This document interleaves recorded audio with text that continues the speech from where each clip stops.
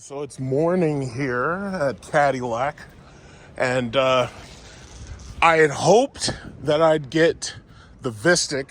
That's a VISTIQ right there. I had hoped that I'd get the Escalade IQ. I had hoped it would be one of those two. Unfortunately, the people who took those loaners out, look at this. This is a new one. And this looks like it's a brand new extended wheelbase version. So this is the big one. That's the big one. That they haven't put the wheels on it yet. That's the extended wheelbase.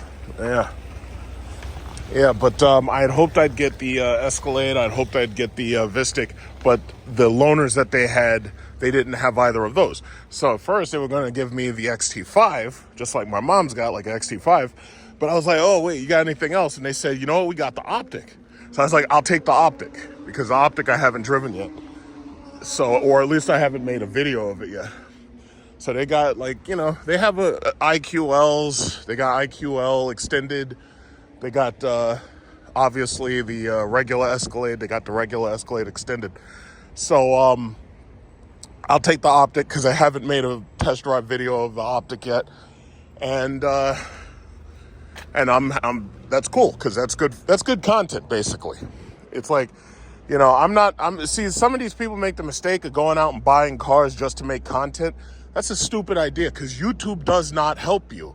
And I've tried to tell people that. YouTube in the old days, before 2020, before they started that algorithm bullshit, YouTube used to help you get lots of views. Like, you used to be able, every time I would post any SRT video, any SRT car, I'd get like 20 or 30,000 views right away. At this point, YouTube does not help you. And I try to stress that because I don't want people to get the mistaken belief that YouTube's actually going to help you build a channel. They do not help you. In fact, in many cases, they hinder you because certain things that you might want to do driving the car, they don't tolerate. So if you're driving fast and speeding and shit, they'll demonetize your videos. And they don't tell you that, but I'm telling you that. So you got to listen to me because I'm telling you the truth. And this is a nice color. Some of these Escalades, these things can weigh like 8,000 pounds. Some of them weigh like 9,000 pounds. It depends on the wheel size. Some of these things, they got big, huge wheels. Some of them have smaller wheels. But yeah,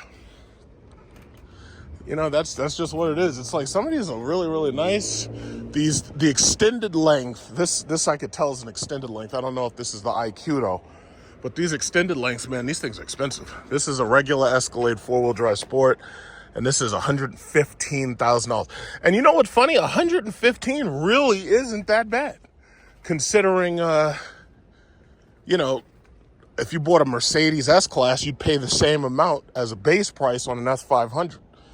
So $150,000, that's the reason. And that right there is the reason why Escalades and Cadillac are doing so well. Like, a lot of people were talking smack. They're, oh, yeah, we're buying an electric car. It's stupid and everything. Yo, GM is taking the market over. They're taking the whole market over because they've got everything. They got 6 versions of Escalade, and then they've got a bunch of small cars. They got the Optic, they got the VISTIQ, they got the LYRIQ. It's like they got the LYRIQ V, they got the Optic V. It's like they've taken this over. It's like even Tesla can't keep up with them. They're doing so well. So this right here is an IQ Premium Sport. I think it has the power doors. So, like, basically, okay, it feels like it has the power doors because I'm feeling door resistance as I'm opening it, because these things, what they have is they have sensors in the doors, and the doors know just how far to open. And it has soft close, as you can see. So when you open it, they have sensors, and the sensors know how not to hit the car next to it because they have sensors that are radar sensors. This is the interior is Harbor Blue, and this has the TVs. Thank goodness. Every single one of these damn things should have television. Now, I'm up there arguing with these people online on the Facebook forums because every time I say it, they try to start arguing with me, and I'm like, hey, asshole, if I buy a car, it's $80,000. As far as I'm concerned, you shouldn't accept, and if everybody thought like me, the industry would be forced to change, because what we would do is we'd starve them. You should have heated steering wheel. You should have massage seats. You should have cooled seats, ventilated seats with, ventilated or cooled. Some cars have cooled seats, some cars have ventilated seats. And then you should have heated seats. That should be standard up front. And every car should have that. Now, the reason I say that, most of these cars now have these panoramic glass roofs. These things let in a lot of heat. So basically, when you come and get in your car, the car is like a freaking oven. So if you don't have heated and ventilated seats, it takes twice as long to make sure the seat material is cool or it's hot in the winter. You want it to be warm when you get in here because otherwise your ass is freezing. So is your hands. So that should be standard. I took my sibling over there to Audi and we're looking at that A3, we're looking at the Q3, and they said, oh yeah, well, navigation isn't standard. And then on top of that, well, we have heated seats, but we don't even have an option for ventilated seats. I was like, yeah, this is bullshit. Let's get out of here. I was like, fuck Audi. And, oh, well, you should be proud to drive the Audi badge. I don't give a goddamn about the Audi badge. I'm not a badge whore. I don't care about the badge. What I care about is the features. That's how I feel about it. If you have a problem with that, I could care less. So anyway, do you see this? TVs everywhere. That's what I'm talking about. We got the TVs here. So now see, Tesla only gives you a TV down here and then they give you a main TV up there. What a lot of these other car companies are doing is they're giving you a monitor down here, but it only controls temperature. What Cadillac did was they said, okay, you know what we're going to do? We're going to give you a monitor up here and we're going to give you the temperature monitor down here. Now, you didn't really have to do that, but it works. I like it. Some of these cars have a tray table here where you can like work on a laptop. And the only problem is it blocks access to this third row. So that's the third row right there.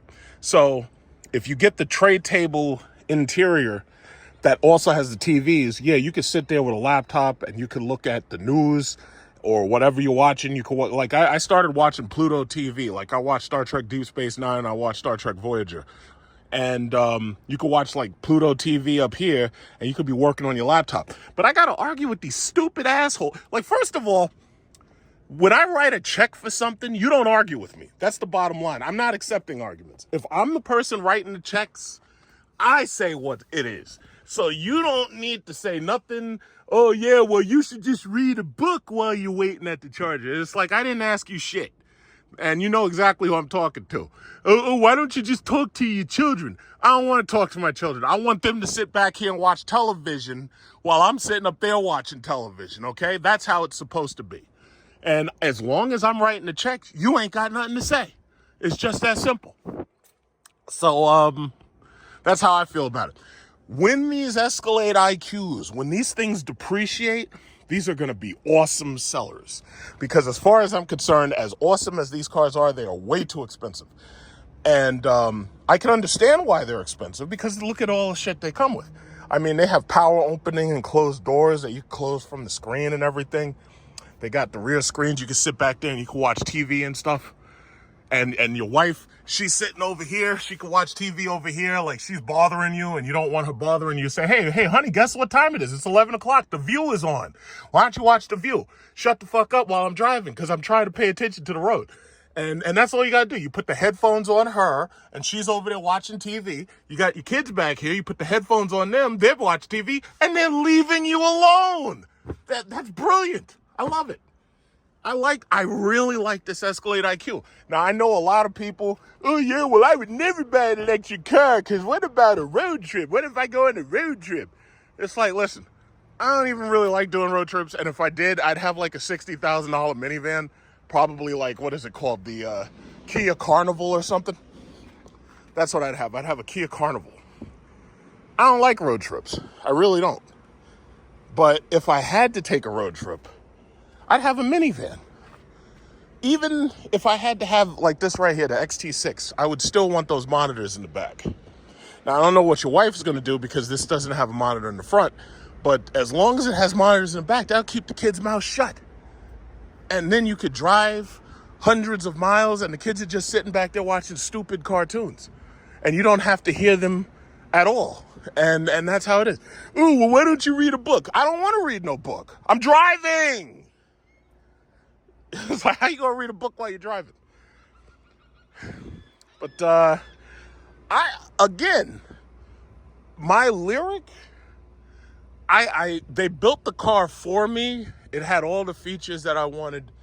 It's hard to want to give that car up. It's really hard because that car was built for me. Like, usually I don't build cars. I usually buy them right off the lot. Like, when they have a car on the lot and I like it, I'd be like, okay, yeah, I'll take that off the lot. But they built that car to my specifications. So it's kind of hard for me to want to give that LYRIQ back when the lease is over. But I'll say it like this. I have a very short list of cars that I would buy. It's a very short list. And I would have to say, if I had to buy a car like right now, it would be the Vistic, the Escalade IQ, or a Mercedes S-Class. And it's just one of those three. What do they have in common? They're big fucking cars, for one. And, they fit 4 people very comfortably. Like, I could actually sit in the back seat very comfortably. And you can get them with monitors on the headrest. So when the S-Class is redesigned, they will probably make it more like the new C-Class, or I should say the CLA, where you have a screen over there. And then the thing Mercedes is doing now that I think is pretty cool, they have a camera in the E-Class that watches you while you're driving, because if you want to do a Zoom meeting, or if you want to do like a meeting for your office, like, you can't see the people, but they can see you while you're driving. And it's a crazy idea, but consider the fact that most of these cars have the ability to drive themselves. So you can literally have a whole meeting while you're sitting in your car. Now, I like that. I think that's pretty awesome. So I have a very, very short list of cars that I would buy right now. It's a very, very short list. But I have to say, there's 2 Cadillacs at the top of that list. So this is a Optic right here. This is one of the Optics. This is a white Optic. And this is, to me, this is about the same size as a Cadillac XT5. It's about the same size, or at least when I sit in it, that's how I feel in it. So they're about to give me the Optic. I think they took it in to charge it a little. So this has 500 E4, so that means that this is the powerful Optic. This is a dual motor Optic. They have an Optic V, but frankly, if you're buying an Optic, I don't see the point in buying an Optic V, not unless you just want to get the highest trim level, because there's some people, they always just want the highest trim level, and I totally understand, because if you get the highest trim level and you have all the features, now you don't have to worry about your resale value as much because you've got all the features. This is a black Optic, and I like this. It's nice. And it's comfortable. It's a comfortable Optic. It's nice. And the interiors are nice. They have recycled materials in these things. What is this? $60,434. So this color, Autumn Canyon, and the outside is Black Raven. And this is like, if you needed an electric car, I see no reason to buy a Tesla. I see no reason at all. And if you needed, they're calling me, they must have the car ready. If you needed a car, I wouldn't buy no Tesla. I just wouldn't. Let me answer this. So this is it. This is the Optic I'll be driving. So this is a white Optic. I made a video just showing the car, but I never actually did a test drive of it because I knew I would end up driving it eventually. So this is the Optic right here. This car is hot. It's selling. And I'm going to drive it. I'm going to actually go to my mom's house and I'm going to show it to her. I want her to test drive it and she'll see how she likes it. But my mom, she's old school. She doesn't want electric just yet. And I understand why. A lot of old people, they're not ready for electric. They're just not. They don't feel like dealing with having to wait for a charge. And some of them, they live at these old folks' homes, so they don't have access to a charger. So I totally understand I totally understand like old people not wanting to have an electric car. I totally understand it. But nice materials. It has the makings of a luxury car. And a lot of these new cars like Polestar and you get into these new cars like Volvo and stuff, and a lot of these new cars have recycled materials. Like, they be fishing plastic bottles and shit out of the ocean and everything, and they turn it into a fabric. And I'm okay with that, because, you know, we're saving the fish, we're saving the dolphins. You know, we don't want the dolphins having shit up their nose like straws and stuff. So I'm totally fine with that. But yeah, it looks exactly like my car. It's well, all of them, they have like the same parts. So it looks exactly like my car. We got heated seats, but we don't have cooled seats. That's okay, I can deal with that.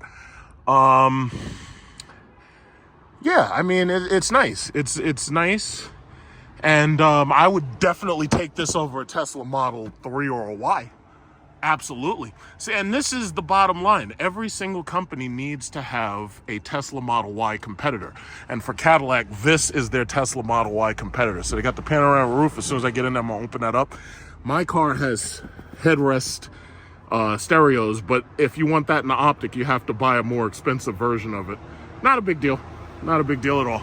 Inside the glove compartment, this is where I plug in my 12-volt charger. I have a 12-volt multi-charger.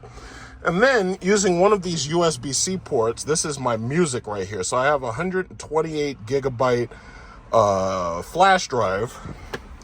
And you plug that in via USB-C.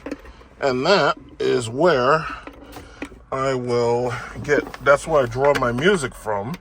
I'm probably not going to pair my phone to the car, because I'm not going to have the car very long. All they have to do is a tire rotation, and they have to do a software update that couldn't be done over the air. Some software updates you have to bring the cars into the dealer for, which is fine. The guy who was online before me, he had a gas-powered CT4, or no, he had a CT5 350. I had a CT5 350. And he brought his car in, and they lent him a LYRIQ. And I'm actually glad they lent him the LYRIQ and lent me the Optic, because I already got. And you can sign into Google as soon as you turn the thing on. These cars do not have power on and off buttons. They don't have start stop buttons. So basically, when you get into these cars, you have the ability to sign into Google. So I'm going to sign into Google. And from what I know, I've been hearing that the new models, as you can see, there's no Apple CarPlay. There's no Google Android Play, because ultimately they want to have control of your information. But what I've been hearing is the newer models of these cars, the 2025s, 2026s, you can actually download video streaming apps like Netflix, YouTube, Hulu. But for my car, because I have a 2024, that ability is coming soon, but I just have to wait patiently for it. So I have my music. So let's see if this thing recognizes my music. My music drive is USB, and I plugged it in, right? Yeah, I did plug it in. Let me just double check, because I know I did. Okay, well, it should be there. So I can sign into Google. I gotta turn down the air a little bit. I can sign into Google. This has the rear backup camera, the power backup camera. And of course, I like my panoramic roof. I'm pretty sure this is probably not the power opening moonroof, or maybe it is, I don't know.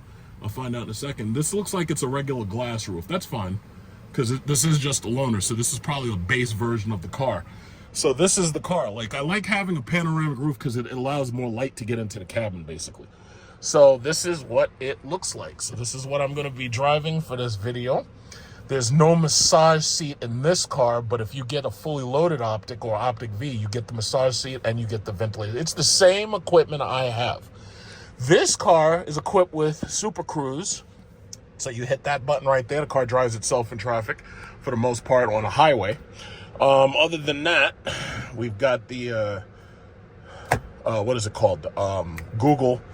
And it looks like all I have to do is I have to go here and I got to sign in. So I'll do that. Like, what I'll do is I'll stop recording and I'll do that. I'll sign in. And other than that, I have XM radio. The car has, you know, it's the typical HVAC system. That's the trunk. Well, not the trunk, the glove compartment for putting stuff. This car has a smaller glove compartment, obviously, because it's a smaller car. So basically what I'm going to do is I'm going to drive to my mom's house and I'm going to let her see this car, let her drive it, and let her see how she likes it. But the thing about it is, I was telling my mom, she has an XT5, and her XT5 is almost paid off, basically. And I was like, you know what you should do? Hold on to your XT5, wait until Cadillac makes the new XT5, because they have, in China, they have the XT5 that has this interior, basically. And I told her, I was like, yeah, just wait until they update the XT5, and if you want a newer gas car with all these features that I have in my LYRIQ, just wait and let them give you the XT5. The other option is I could damn near sell her my car, my LYRIQ, so I'll keep the car, and if she wanted, but she doesn't want electric, so she wants a gas car. But it's a possibility I could give her my car, and I could go and get something else. But I have not made any final decisions, and she's not really interested in having an electric vehicle. But this is the Optic. I really, really like the interior. I'm comfortable sitting in here. The bubble roof makes it, I have plenty of headspace. It's nice. It's really nice. So we're going to drive this bastard, and we're going to see how fast this bad boy is. I'm going to sign into here, and we're going to have some fun with it. We're going to have a little bit of fun. The only other things I can think of that it has is, like, all Cadillac cars have forward collision alert systems right there. So you see there's like 3 red dots or 4 red dots. So if you get too close to somebody, it warns you. And I love that. My car, I have to say, my car has saved me from car accidents, because sometimes, like when it was heavy rain, like I'd be backing up and didn't realize there was something behind me. The car slammed shut on the brakes. There was one time I was on the road, and I didn't realize I was getting too close to somebody, and I had the Super Cruise system on, and slammed shut on the brakes. It stopped it. The cars nowadays, these cars are getting smarter and smarter. They do not want to get themselves into accidents, and a lot of them have features that'll make it so that they can mitigate or prevent an accident completely, and I think that's amazing. So that's what the car looks like. So we're gonna have, drive it, see how we like it. I'll plug my phone in a second, but that's the car. You can take a look at your Cadillac dealer. You can go, and again, I was hoping I would get an Escalade. I was hoping I'd get the Vistic, but those loaners are out right now. No big deal. This is different. This is something I haven't driven before, so I'm very happy with this. So let me just set everything up and let me get driving. I will say this. It took me a couple of minutes to set up the what is it called? It took me a couple of minutes to set up my system and to prepare to connect my phone and everything. So I did manage to sign into Google and everything, so I had access to my favorites and all that stuff. But I will say this. I think, even though I understand what's behind it with the, them taking away Apple CarPlay and taking away Android CarPlay, I think that's a huge mistake. I really, really, really think that's a huge mistake. And my LYRIQ connects to my phone instantaneously with that Apple CarPlay. And on top of that, my USB drive and everything, a lot of the stuff is formatted for the way I drive my LYRIQ. But this car didn't recognize. It'll recognize your phone, absolutely. But if it doesn't have Apple CarPlay, what ends up happening is you don't have access to touchscreen stuff for your phone. So what they believe, they're like, oh yeah, well, Google, the Android system that they have in the car, they believe that that's superior, and they would rather you be using that. Personally, I think having Apple CarPlay and having Android CarPlay, I actually think that's better. Another thing about these cars, the new cars, is that they don't have the start-stop button. I like having a start-stop button. And you could call it old school, whatever, because I understand that Tesla... See, one thing you gotta understand, Elon Musk, if he could take the goddamn brake pedal out of the car, he would. And you don't need the brake pedal. It's like, yeah, I need a brake pedal. He thinks, oh yeah, well, no, this thing is, it's automatic go and stop and everything because it's electric motors. The bottom line is that brake pedal means something. That means that I literally have hydraulic brakes that if in a panic I need to use, I can use them. And he feels you don't need it. So they started taking stuff away from these cars. They started taking away the lock and unlock button. Like if you get into a Tesla, all you got is window switches. There's no lock unlock button. There's no left mirror, no right mirror. And I'm like, look at this asshole speeding. Look at this guy. When you crash that piece of shit Honda Accord, I hope I'm there to see it, but I just don't want to be part of your accident. You look at this guy. Look at this guy. Everybody, we're supposed to be obeying the speed. I'm at 46. The speed limit is 45. And this guy, look at this guy. Goddamn Hondas. But anyway, as I was saying, what was I saying? Yeah, Elon Musk started taking shit out of the cars. And it helps the car. It does help the car look cleaner. But my problem is I expect to have certain features there that I can use when I need them. Okay, and I don't want them taken away. There's certain features I need to have. It's just like right here. I got this adaptive cruise control button. All I got to do is push down on that and cruise braking comes on. And then I just set it and now I can cruise and I don't have to do anything. If I was on the highway, I could hit the super cruise button. Green light comes on and it's super cruising. I don't even have to steer. Now, Elon Musk, they got autopilot, but it's so confusing to use that shit. Like, you have to listen for the audio tones and everything, but they don't have a simple visual indicator on the wheel to let you know that you're using it. Even if they had like one button right here and you push the button and this button turned green, that would be more than enough. That would be a visual indicator. That would be system redundancy.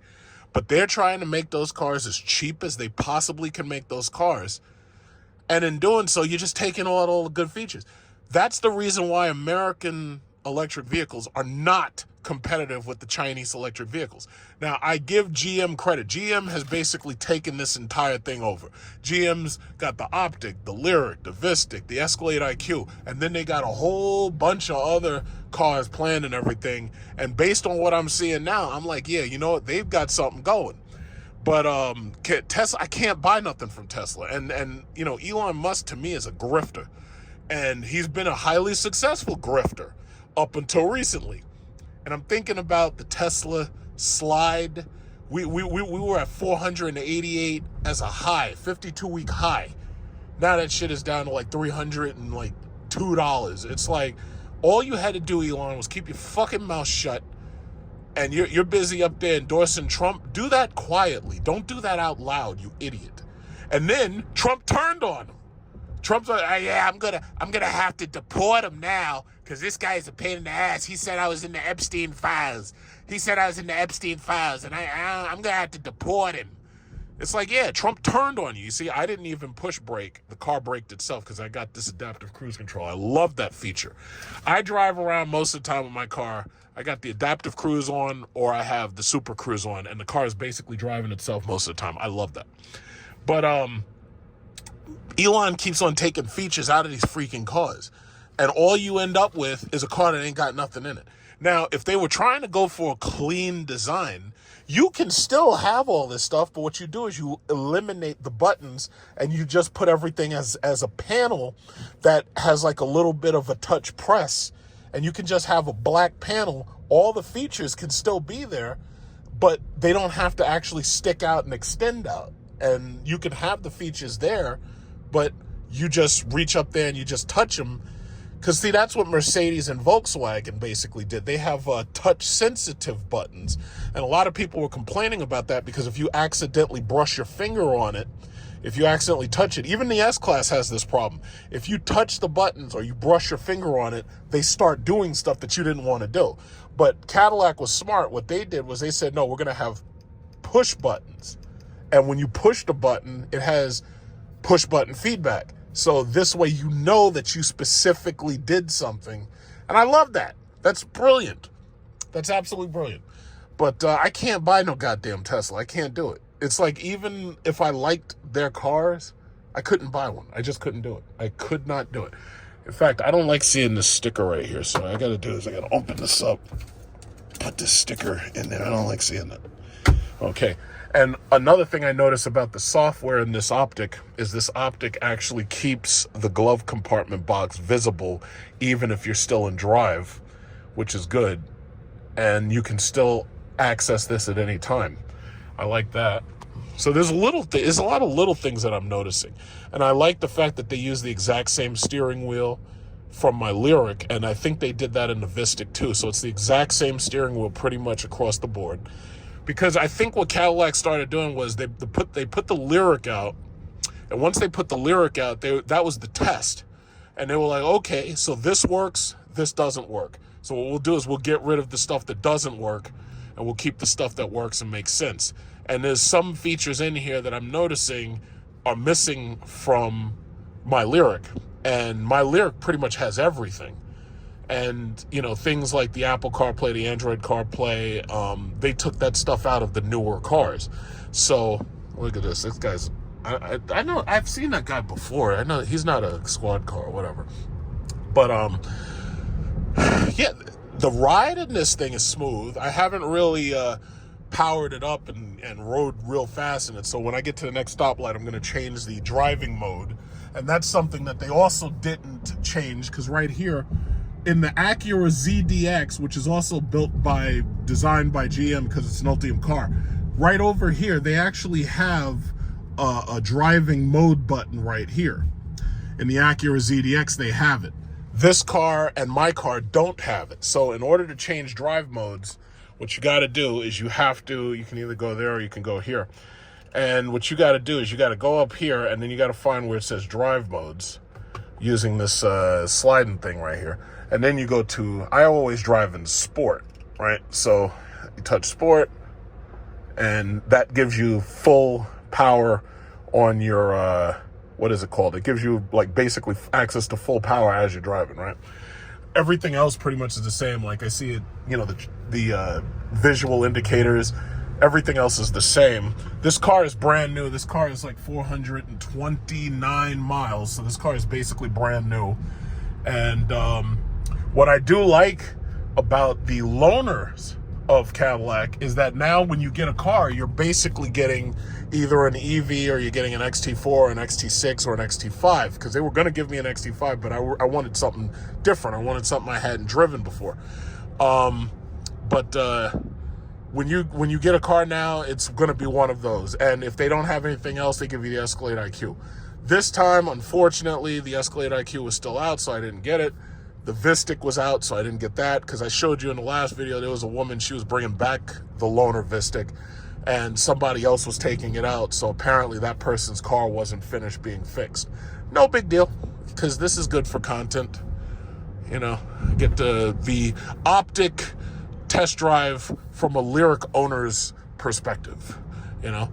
Because my car was, what, $20,000 more than this car. This car is like in the 50,000 range, and if you get one like the one that I showed you on the lot, that's like $60,000. My car was basically $80,000. I said I want every single feature you got. I want the 19 kilowatt charger, I want the power opening moonroof, I want everything, and I want the white interior. The only thing I did not get was I didn't get the premium leather, because they didn't make the premium leather with white, and I wanted a white interior. Because when, you know, that's the one thing about the Teslas that I did like. I like seeing that they had the white interior. I actually like that. But yeah, it's very comfortable. And now that I'm in sport mode, I can see it. You know, look at this Ford Escape. We just bought a Ford Escape. I showed you in the video. We just picked up a black Ford Escape just like this. And this poor old man has no idea. How you doing? And bye. Bye. The poor old man, I had him look over here, and next thing you know, I'm just speeding right past him.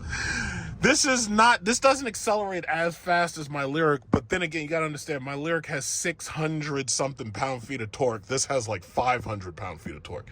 So it doesn't accelerate the exact same way, but it's a close match. Here we got Becky McThickums right here. We got Becky. Hey Becky, sorry, I don't want to run you over.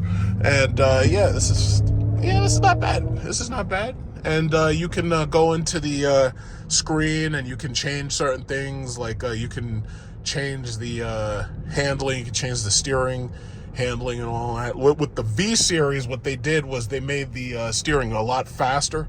These cars feel heavy and the steering is accurate, but it turns slow. So what they did was, with the V models, they made the steering a lot faster.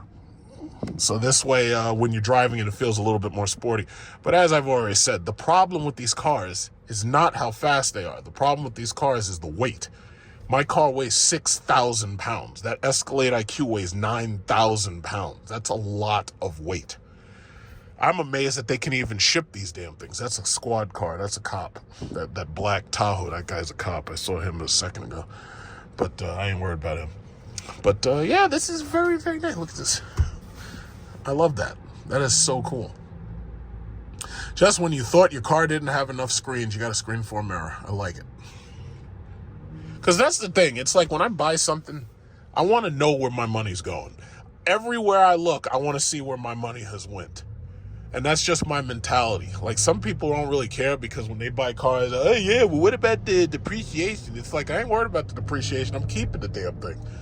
If I buy a car, it must be something that I want to hold on to. Like, I hodl everything. It's like I hodl stock. I got that dividend paying stock portfolio. I got the AI trading stock portfolio. I hodl. I hold on to stuff. Like, if you look in my basement, it's filled with shit, toys and stuff when I was a kid. And I've got a lot of them still in my boxes. And I'm probably never going to sell them. It's like when I have children, I'm just going to give it to them.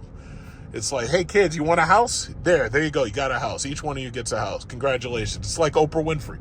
But guess what?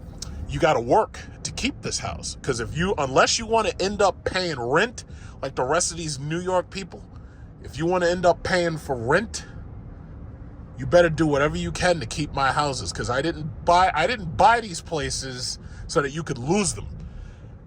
And that's how it's supposed to be. Your father is supposed to give you a house. And that's what the Asians do. That's why I like the Asian people. Like, I learn a lot from the Chinese people. What they do is when their kids get married, they give them a house. Like, they literally pool their money, the grandparents, and they save their money all their life, whatever they didn't spend in these goddamn casinos, and they give their kids a house. So this way they ain't got to pay rent. And that's what it's about. You got to hold on to certain things. Like, these cars are all plastic fucking recycled material. It's like, this stuff is never going to last. But your house and your land, that lasts. My portfolios, eventually I'll be old and I'll be dead, and I will put my kid's name, before I die, I'll put my kid's name on my portfolios. Hey, guess what, kids? You own 1,200 shares of NVIDIA. Guess what? Congratulations. That's my birthday gift. He's like, oh, wow, thanks, Dad. This is so much better than a PlayStation 8.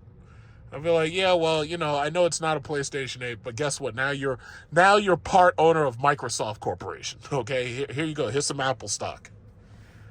If parents thought the way I thought, we'd all be rich. If they thought the way I thought. But these parents are stupid.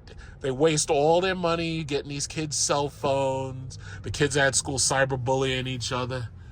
They waste all their money sending their kids away to these really, really expensive schools that are expensive for no reason so that they could get some worthless liberal arts degree. And then they wonder, why isn't this kid making money? Why is this kid still living with me at the age of 35? Got this guy right here. He's got a LYRIQ right here. Congratulations. Oh, that's the Celestial Metallic LYRIQ. Very nice. White Cybertruck. Those Cybertrucks are not moving. Elon Musk is an asshole, a racist South Africaner. Those Cybertrucks are not moving. And because Elon Musk is a racist and you see, it's one thing if you're going to be a racist. It's another thing to let everybody know it. Don't tell them, I need your stupid ass to let my stock get to $1,000 a share so I can sell. After that, you can goose step and Hitler march all you want. I don't care. I just need the stock to be $1,000, you fuck. That's just how I feel about it. I could care less if you're racist. I don't give a fuck. All that I care about is how much money do I get out of you. That's it. After that, you're useless to me. So, and God forbid the stock actually went to $1,000, because then he'd be a trillionaire. Can't have that. We can't have some racist anti-Semite being a trillionaire, can we? It's that Mercedes. I like those. That's the C-Class. I would buy the S-Class, but most people can't afford it. That guy needs to get off his phone. Unlike me, you don't have the car driving itself. It's like you got to be careful. Last thing you need is to get into a car accident because you're not paying attention. Stupid. But, this is nice. I like this. And I'm comfortable in it.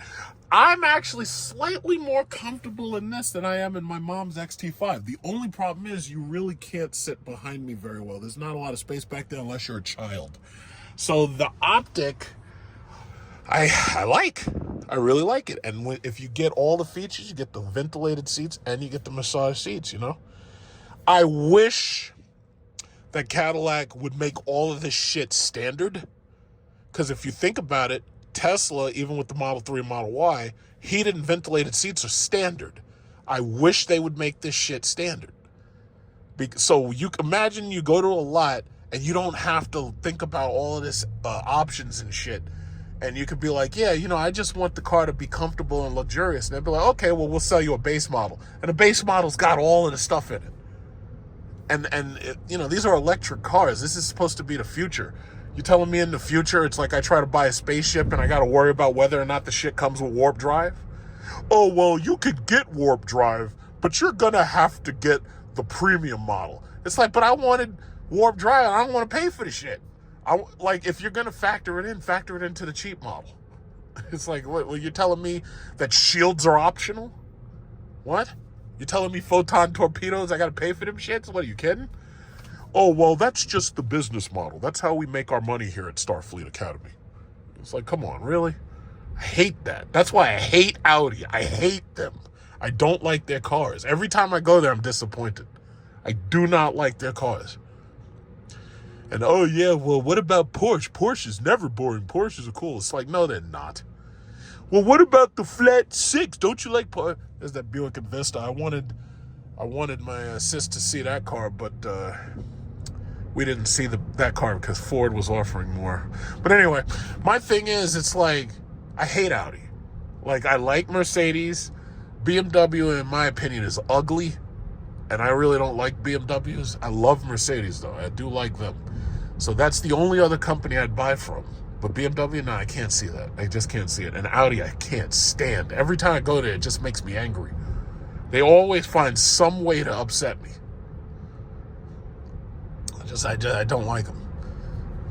And Porsche, oh yeah, well, we've got a flat six.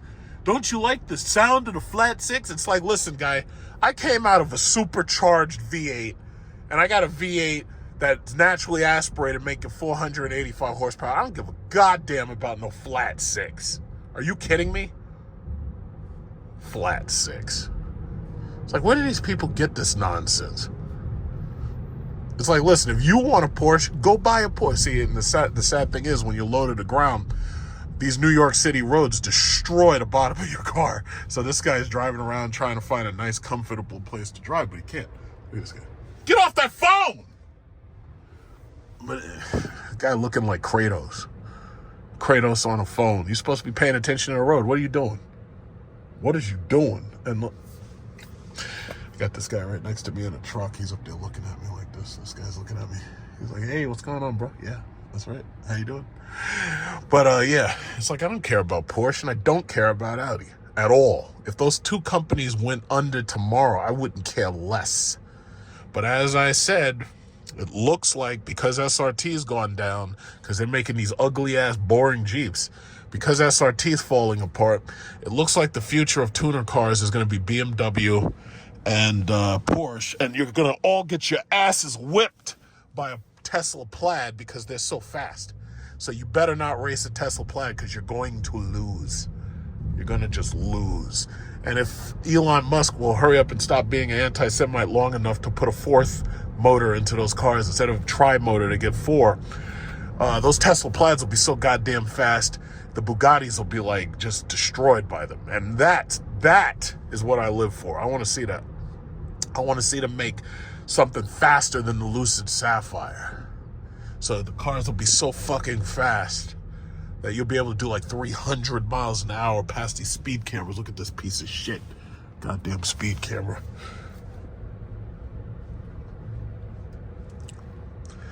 But yeah, this is I really like this. This is very comfy. And the materials are passable. It doesn't have the ambient lighting, but some people don't even really like the ambient lighting. I actually like these materials. This is all recycled stuff. I don't know what they call it, but it's nice. And I think it's actually helping the planet to fish all that plastic and shit out of the ocean, and we make recycled interiors. This is great. Yeah, this is very, very nice. This is very, very nice. It's very comfy. It's very quiet. You know, I've got the air conditioner on at 3. It's and it's got all the stuff my car's got. You know, the cup holder, everything. And this is really, really nice. This is really, really nice. This is really nice. And I think you can get this car, if I'm not mistaken, I think you can get this car fully optioned with a heads-up display. They just put a heads-up display in the LYRIQ, and I find that's pretty cool. You know, I don't need a heads-up display. I really don't need it, but see, I don't really need a heads-up display because I'm always speeding. Like, I'm always driving above the speed limit, so I don't really need it. I pretty much know I'm going fast, you know. And after a while, you really don't drive like that because you're like, wait a minute, you know, if I drive too fast, you know, one of these cops might pop out and try to give me a ticket or something, fuck up my license. So for the most part, nah, I go easy on it. I go easy. Yeah, this is cool. This is really cool. I like this. These horrible Nissans. You know what I've been noticing? And I was going to say this freaking Hyundai, back off. What I've been noticing, I've been seeing far fewer SRT vehicles, and I've been seeing way more Infinities. I've been seeing a lot of G35s. I've been seeing a lot of G37s. I've been seeing a lot of Infinities. I guess they just couldn't afford it anymore. They couldn't afford all that V8s and the flat six. I guess they couldn't afford that gas. So they said, nah, let me get a cheap, beat up, used Infinity and let me drive that around. But I've been noticing a lot of Infinities lately. I've been noticing a lot of those. So I really believe that the tuner cars, the market is going to go towards BMW, Porsche, and Infinity. I didn't say that before because I just had to think about it. But I think those are the new tuner cars, really. See, these turkeys can't afford a Nissan GTR, so what they got to do is they take a little garbage M45, or they take a G37, or they take a G36, and then they put a fart can muffler in it to make it louder, and then they try to do other stuff to it, like, oh, how about a resonator delete? How about a muffler delete? Anything to be loud, because these people are ignored.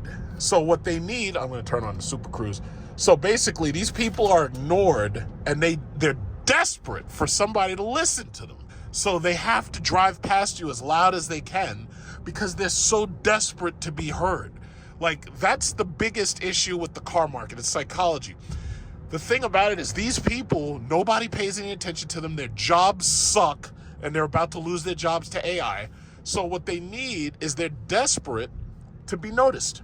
So they will do anything to be noticed. They make their cars look terrible. They get these ugly ass wheels, ugly ass rims. And then they tune the cars to be loud as fuck and obnoxious so that people will just give them some attention. That is what happens when you allow ADHD to take over your population.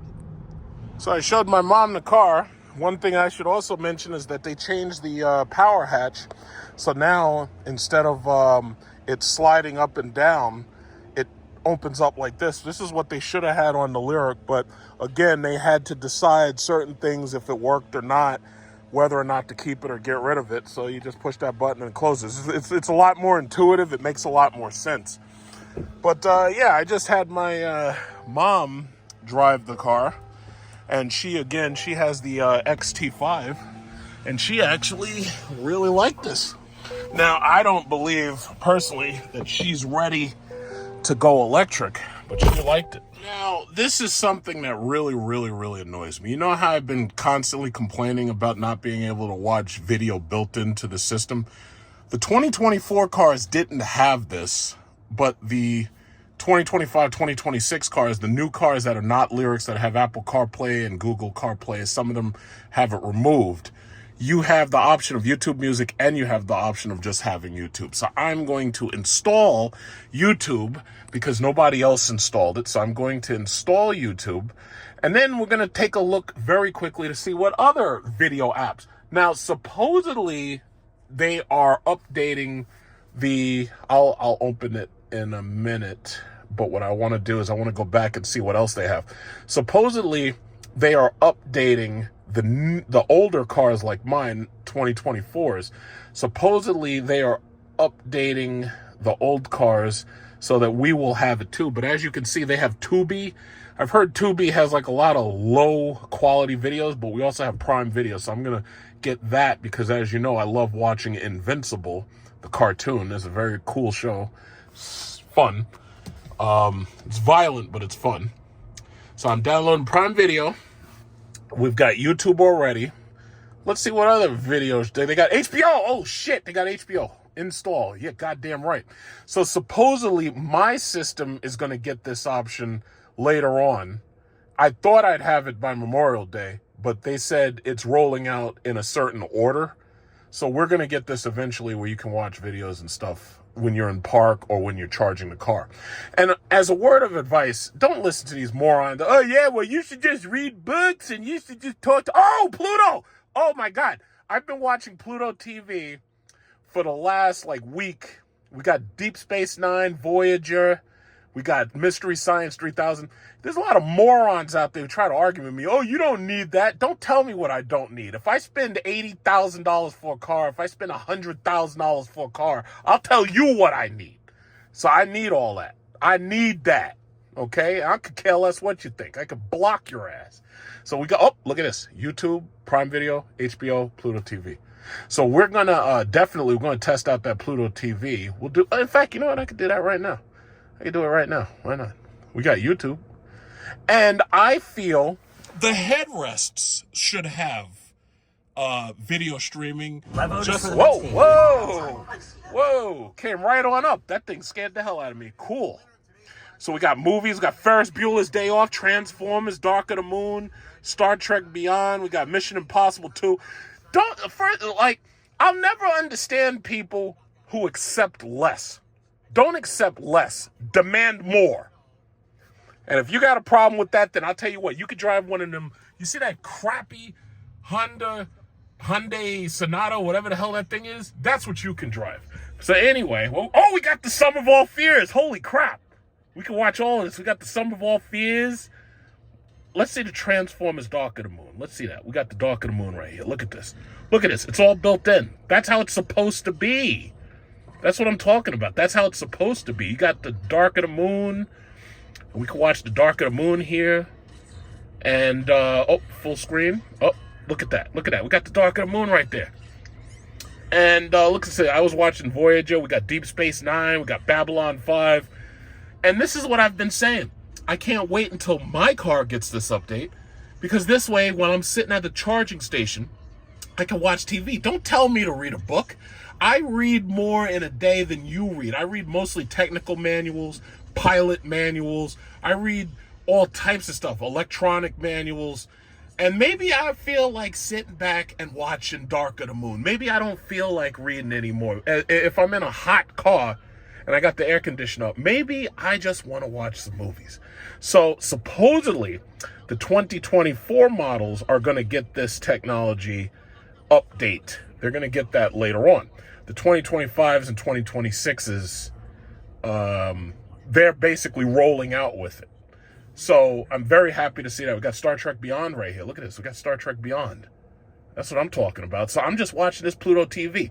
And for those people who don't want to pay a premium to watch videos, you can use the internet connection from your smartphone. You can use the internet connection from your iPad if you have an LTE model. And I love that. I just love it. So we got Pluto TV, we got YouTube, we got Hulu, we can get Netflix. I love it. All right, so as you can see, this is Star Trek Beyond. So we got access to all these movies and shows and everything. And this car has the AKG sound system, which you hear a lot of the car reviewers talking so happy about and everything. So we got the AKG sound system. You got this. This reminds me of my mom and how my mom had the Cadillac STS, and the STS had the DVD system with the 5.1 surround sound. And this works just as well. Like, you can turn it all the way up and you can listen to it. I haven't changed the bass or the treble settings yet. So I will do that because, I'm pretty much optimizing the car for myself. In fact, let me see what I can do right there. It says audio volume, ringtone. No, I don't want to do those. Okay, I'm going to turn that off real quick. So if we go into the sound settings, we have the equalizer. I usually turn the bass all the way up. I usually turn treble all the way up, and I usually use the mids as probably about an 8.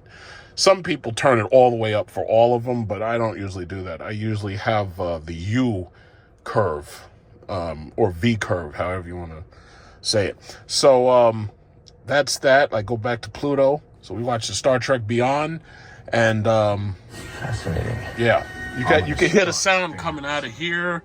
You can hear the sound coming out of the back. It's fantastic. This is awesome. I love this.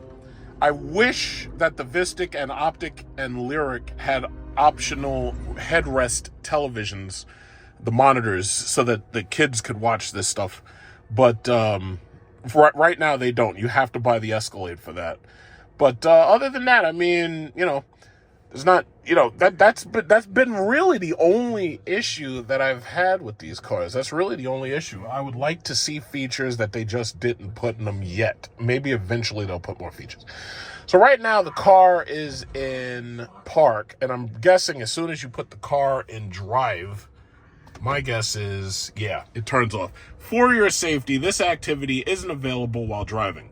To continue, wait until you're parked. So yeah, I have no problem with that because I don't expect people to be driving and watching videos and shit. I expect them to only watch videos when they're parked or charging. I have no problem with that. So I just pulled over on a random street, and I wanted to test that feature and everything, and I'm very, very pleased with it. So let me just throw on some AC. And let me get driving. All right. Let me just fix my mirror. I was having my mom test drive the car a little while ago, and she was driving it with one pedal driving off. So what I got to do is turn the one pedal driving level, set level high. I usually drive with one pedal driving at high, because I like one pedal driving. Some people do not like one pedal driving because they just don't like the way it feels, because really when you do one pedal driving, the car feels like a bumper car. And you know how like when you're at the amusement park, you're on a bumper car and everything, and it's like you put your foot on it, it moves. You take your foot off, it stops moving. Some people don't like that. They want to feel inertia. They want to feel the car coast. And one pedal driving takes that feeling away. So that's okay. I don't have a problem with that. But yeah, in fact, I might pull over again just to check some of the other, because I never connected the phone. So what I'll do is I'll probably drive to a different space, and I'll just pull over and check the phone out and everything. I just love the fact that if I just wanted to sit here all day long and just watch Star Trek, I could do it. Because my uncle, that's what he does. Like, he literally, you know, he's older, he's retired. So basically, he's just home all the time, and he's just sitting there watching Star Trek. So if I want to, I could watch Lara Croft, Tomb Raider, High School High. Now, a lot of other cars have this technology, but the thing about it is I just want it for myself, and I like having it. I just love having it. It's awesome. You can even cast to another device.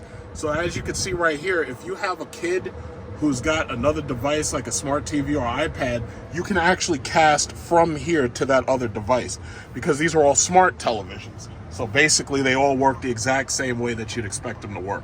Very cool. Love it. I have actually just realized something about the driving experience with this car. This is a dual motor version, but one thing I've noticed is if you're accelerating hard, like let's say that you have to get up to an intersection and make a left turn, and you're accelerating as hard as you can because you're trying to speed up to beat traffic in order to get to that intersection.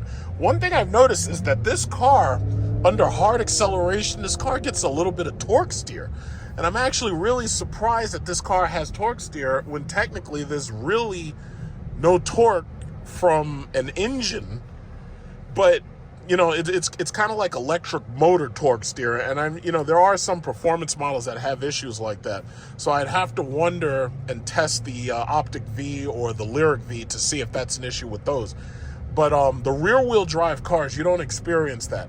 This car has front wheel steering and it has rear wheel steering, so it's all wheel drive basically. But those electric motors, it really comes down to how well they're tuned. so that you don't get that tugging sensation when you accelerate really hard. And it's not too bad. It's pretty manageable, because I would imagine most people who are driving a car like this, they're not trying to race anything. They're not really trying to speed. But I did know, like, if I gun this thing, I'll wait until I get to a clearing. But one thing I do notice is there's a little bit of a tug to the left or the right, and I'm guessing that's because of the front wheel bias. A lot of these cars, in order to get them off the line quicker, they have a front wheel bias. See, there's that Kia Carnival, that's $60,000. If I was doing a road trip, that's what I'd have. But anyway, I've noticed a lot of these cars, they have that bias to the front, because this way it gets you from 0 to 60 much, much faster than it would if it was just rear-wheel drive. But then the issue is, how well is the car tuned so that the front wheel bias shifts to a rear wheel bias, so it goes from pulling to pushing? Yeah, that's right. If you got a problem, just go around me. I don't wait for no goddamn Toyotas. So anyway, yeah, there's a little bit of a bias in the front towards power when the car is accelerating. But like when you're talking about cars like that Lucid Sapphire or cars like the Tesla Plaid, that bias has to shift, because otherwise you'd have so much power in the front, the thing would be uncontrollable. You'd crash into a wall. But this car, I don't turn off electric stability control, so I've got electric stability control off. I don't turn off things like lane departure. I like to keep the safety nannies in check, and I like to drive with them. But, yeah, so far so good. I mean, it does what it's got to do. And like in situations just like this, I like to turn on the adaptive cruise control, so this way I don't even have to really steer. But yes, it's a very, very comfortable and manageable ride for the most part. And I would imagine that just about anybody who buys a fully loaded LYRIQ, I would say if you buy a fully loaded Optic, you really probably don't need to consider the LYRIQ, because this car has more than enough fully loaded to match the LYRIQ. I was testing the radio, and I was testing some MP3s. The AKG sound system in this car sounds better than it does in my LYRIQ, because the bass is stronger. I don't know what it is. I'd have to take a look to see if the subwoofer's larger or whatever it is, but the bass is definitely stronger in this car. Again, the LYRIQ was the test version, the super prototype, and the Optic is basically a more perfected LYRIQ. The VISTIQ is also a more perfected LYRIQ. Let me just change this thing a little bit. I'm going to just push it up just a little, because my uncle had changed some of the distances of, like, he was sitting a little closer and he was sitting a little bit more up. But yeah, the Optic is a more perfected LYRIQ. The VISTIQ is a more perfected LYRIQ, but it has 3 rows. So that's what it really comes down to. So yeah, I'm very, very impressed with these, what Cadillac's putting out. I'm very, very impressed. And this is, if they can get this to you at the same price that Tesla is selling a Model Y, with the exception of the Tesla supercharger network, which the Optics do have access to through an adapter, I see no reason to buy a Model Y. It's like you have to want a Model Y to buy a Model Y. I would gladly take this over a Model Y. The only problem is the seamless supercharging. See, when you buy one of these Cadillacs, they want you to use GM's EVgo network. I don't like the EVgo, one of these goddamn speeding cameras. It's like, I don't like the EVgo network because it's got lots of issues. It's problematic depending upon where you are. Either sometimes you go to a charging station and all the chargers work just fine. The problem is they're slow chargers. See, EVgo made a huge mistake by installing 100 kilowatt chargers. All of their chargers should be capable of 350 kilowatt, but they're not. So the issue ultimately is the Tesla chargers are more standardized, they're faster, and there's no surprise. It's like everything is standard. It always works the way it's supposed to work. All Teslas, all they have to do is plug in and they just automatically plug and play. But when you're dealing with like EVgo, they have plug-in charging. It's just that a lot of times you're going to end up having to look to make sure the chargers themselves work. Sometimes you're going to have to look to make sure the chargers don't have communication issues. You know, it's right now the charging infrastructure is in its infancy. So basically, you have to be very patient. You have to be very, very, very patient with the charging infrastructure. I'll let this lady go because I'm not in a rush. She's got an old ass Acura, so you know she needs all the help she can get. So I'll let her go. But as far as I'm concerned, it's like the Tesla has the best network in America for charging cars. The problem is their cars are lackluster unless you're buying a Model X Plaid or you're buying a Model S Plaid. And even then, for the price you pay, some people would say, nah, I don't like this interior. Can't win. All right, come on, lady, let's go. Yeah, let's go. Let's go. Let's go. I'm letting you go, and you're taking way too long. Got an RDX with a dent and shit. It's like, oh, look at all these XT6s. You see, the XT6 is selling. And Cadillac wants to get rid of the XT6. I'm like, that's a stupid idea. You need to update the XT6 interior so that the XT6 has a gas car, and then you also have the Vistic.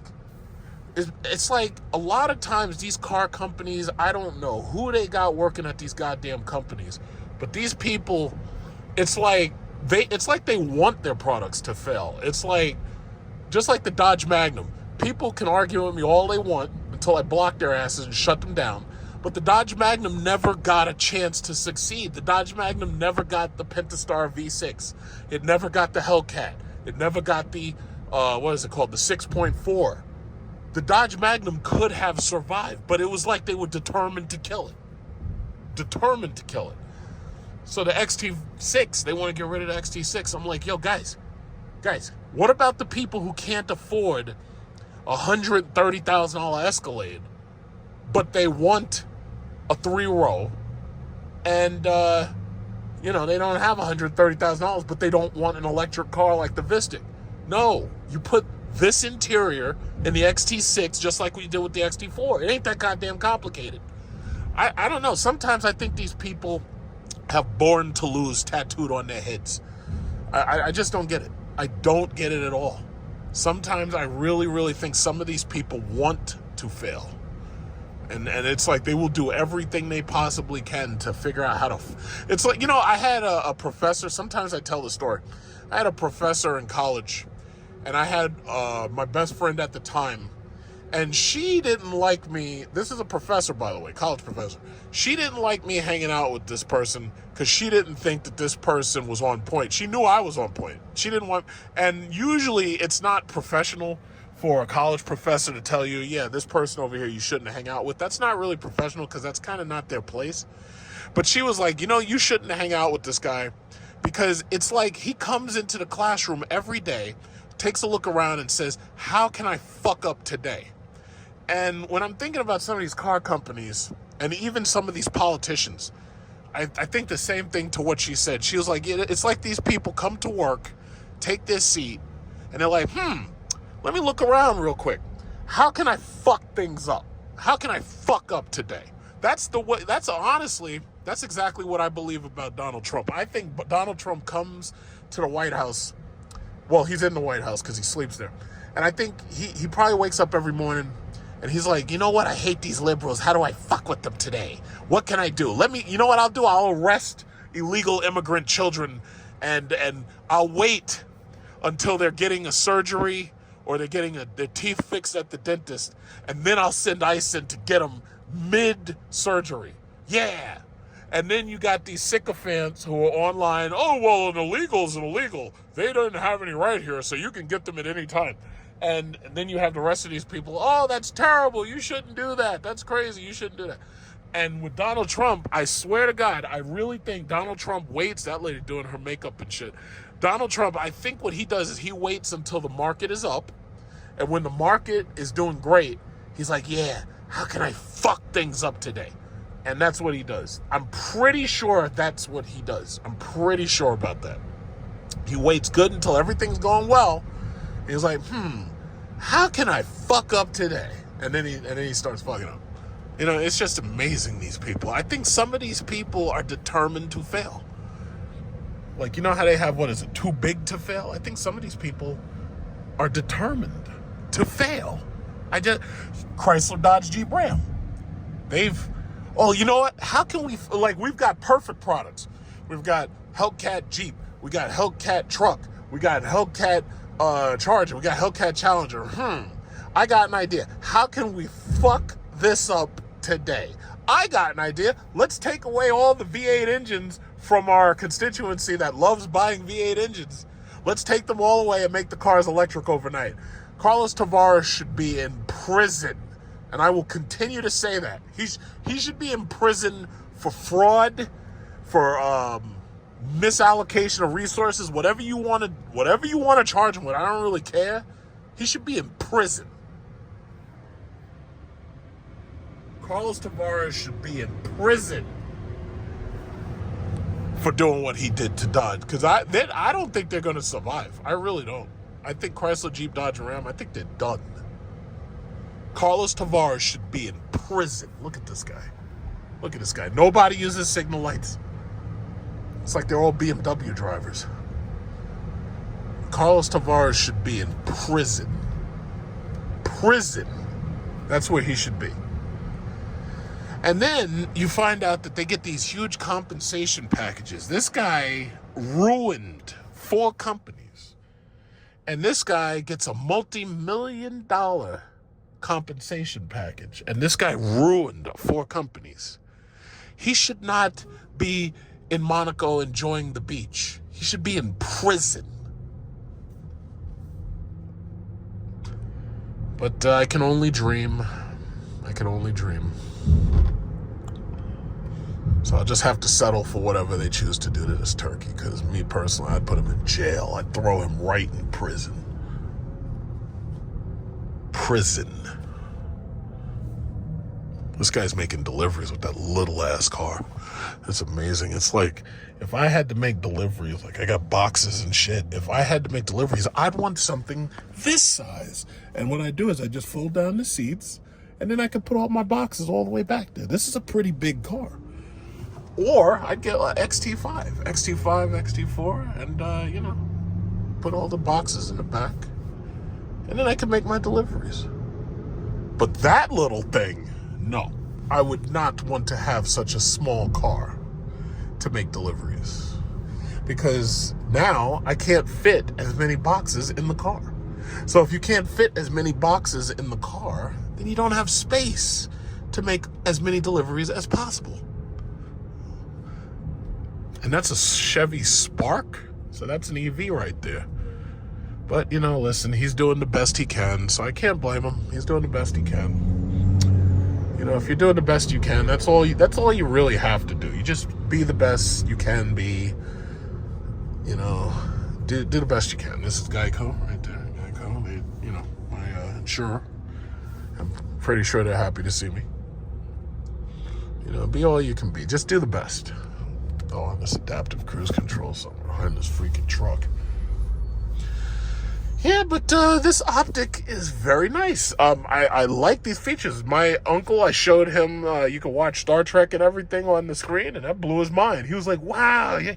Now, it never occurred to him that, this is a computer monitor, and on a computer you can watch smart TV apps. But, he's old school, so he wouldn't know stuff like that. He grew up with freaking radios and hand crank windows and shit, so he wouldn't know about this stuff. You gotta show these old people. This stuff blow their mind. Like my grandfather, he could have never imagined that you could push like one button and the car drive itself. Like he never could have imagined that you have stuff like that, or that it would ever be legal to use, because there's too much to worry about. Like people, like little children running around the street and shit. Will the car stop? Because we've already seen with them Teslas, you have a little child just run out there, he's getting hit. It's just that simple. It might recognize him, it might not. Yeah. Thanks a lot for taking away the ultrasonic bumper sensors, Elon. Oh, no, it's okay. Cameras can do it all. We'll just use cameras. No, we don't need LiDAR. We'll just use cameras. Yeah, thanks a lot, Elon. Thanks a lot. Little children aren't safe because of your murderous full self-driving cars. And they just lost a lawsuit. Tesla just got sued and lost because that full self-driving shit killed somebody. Oh, that guy got a Jeep SRT on that truck. That's nice to see. I like seeing those. I have one. Yeah, Elon, you can't trust a fucking electric car or any car. You can't trust a car, a computer to, all you got is cameras, no ultrasonic. If you had ultrasonic senses, even if it didn't see the kid and recognize the kid, the ultrasonic senses would be like, uh-oh, there's something there, let me stop. And that's it. This motherfucker took the goddamn ultrasonic senses out. It's incredible. It's absolutely incredible. Some people are determined to fail. I don't get it. Some people are just determined to just fuck up.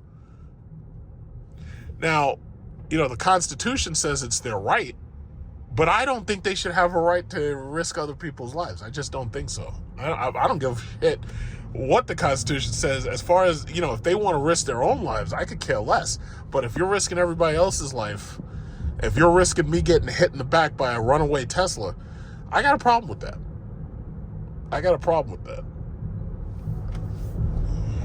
But some people are determined to screw up. Some people. I'll never understand them.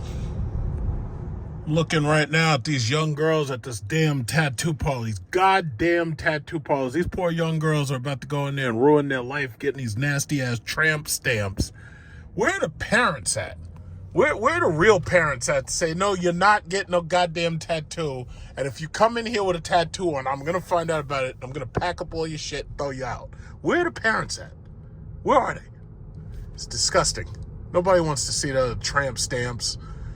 And it's sad because they were never cute. I don't know what it is about getting butterflies and shit across your back. Nobody wants that. Nobody wants that. And then they make the bigger mistake is, let me get my boyfriend's name tattooed on me. Uh-oh, he broke up with you because he didn't like tattoos. Now you got his name tattooed all over your ass. Nobody wants to see that. It's just disgusting. I don't know what this world's coming to. Some nice properties right here. Very nice properties. Got everybody, out here. Everybody's having a nice, good time out here. It's very peaceful, very quiet and everything. It's all good in the hood, basically. Yeah, having a good, nice, old good time right here. The ride on this car, my mom said the same thing. The ride is so smooth. And it's also really quiet in this car because, I was just sitting in front of the house and these people out there with the lawnmowers and the loud machines and everything, and they're making all that noise. And I didn't hear any of it until you get out of the car. And as soon as you get out of the car, you're like, wow, that is really, really loud, And the inside, I have to say, again, the sound system, I can't test it on video, obviously, because of the fact that YouTube has copyrights. But the sound system in this car is superior to the one in the LYRIQ.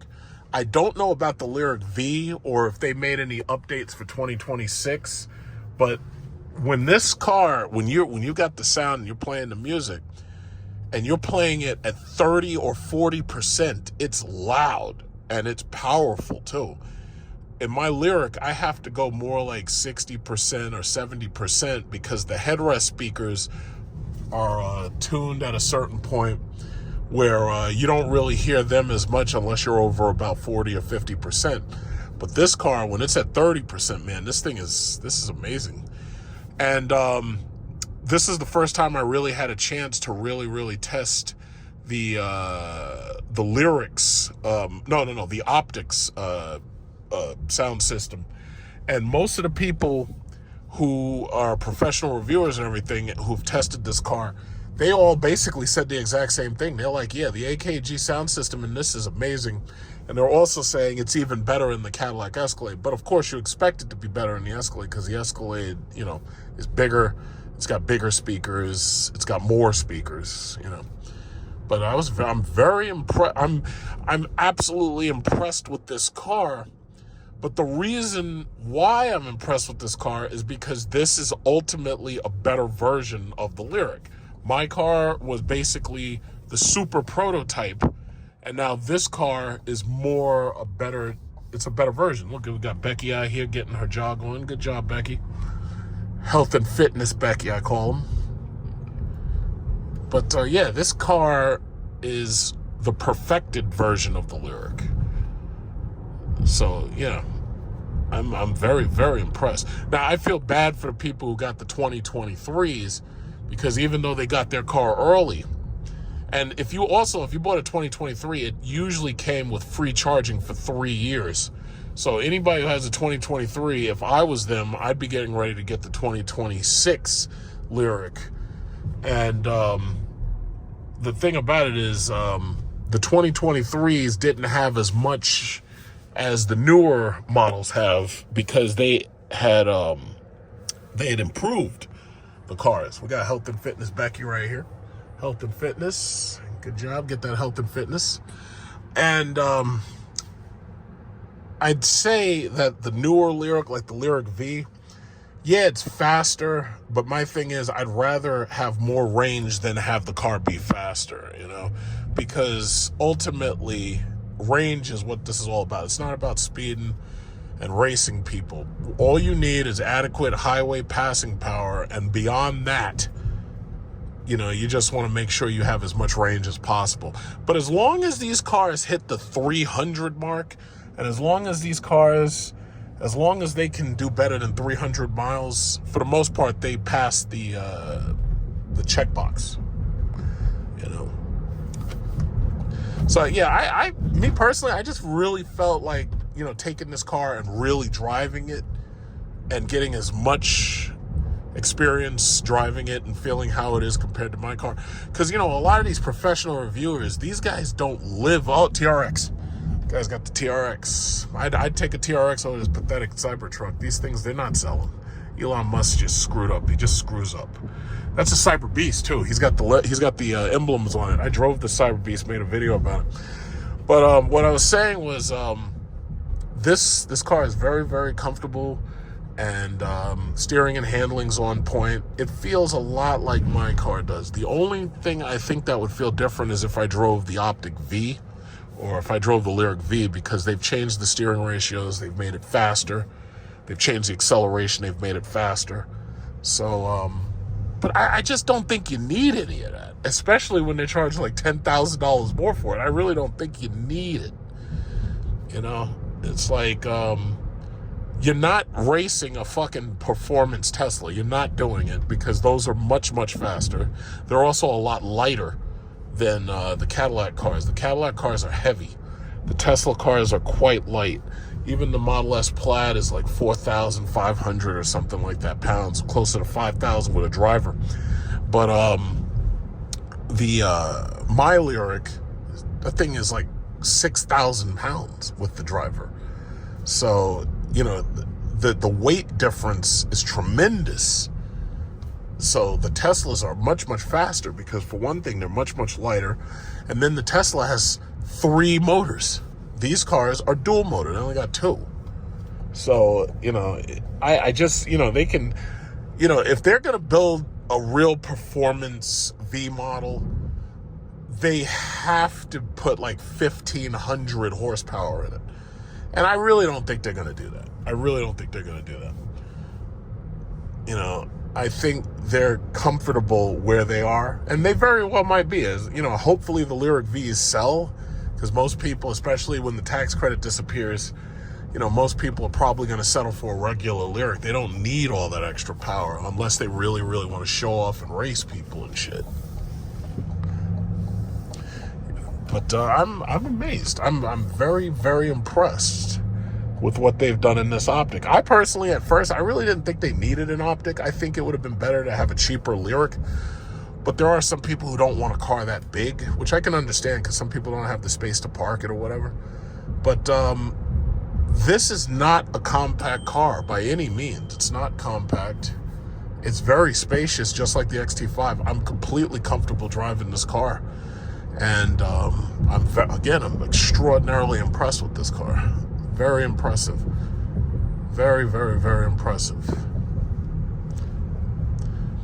And I like the fact that all of the features are pretty much the same as my car, so I don't have to relearn anything. The only thing you have to relearn is that there's no start-stop button, and that's it. Other than that, it's all pretty much the exact same as my car.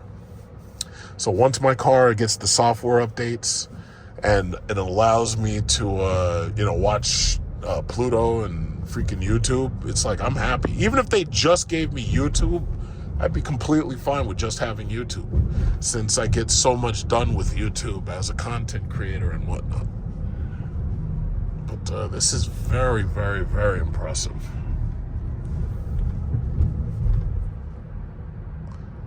So here we are at Costco, just doing a little bit of shopping. And I don't know, the police are here, the ambulance is here, somebody must have done something.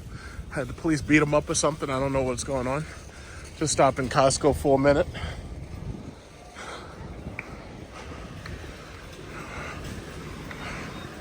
I don't know what's going on.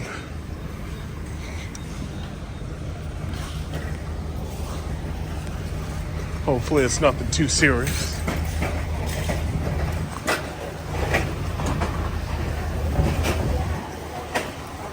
Alright, so apparently there's some problem with some old lady in a chair. I don't know what that's about. She decided that she was going to call the police for some reason, and the police are looking into it.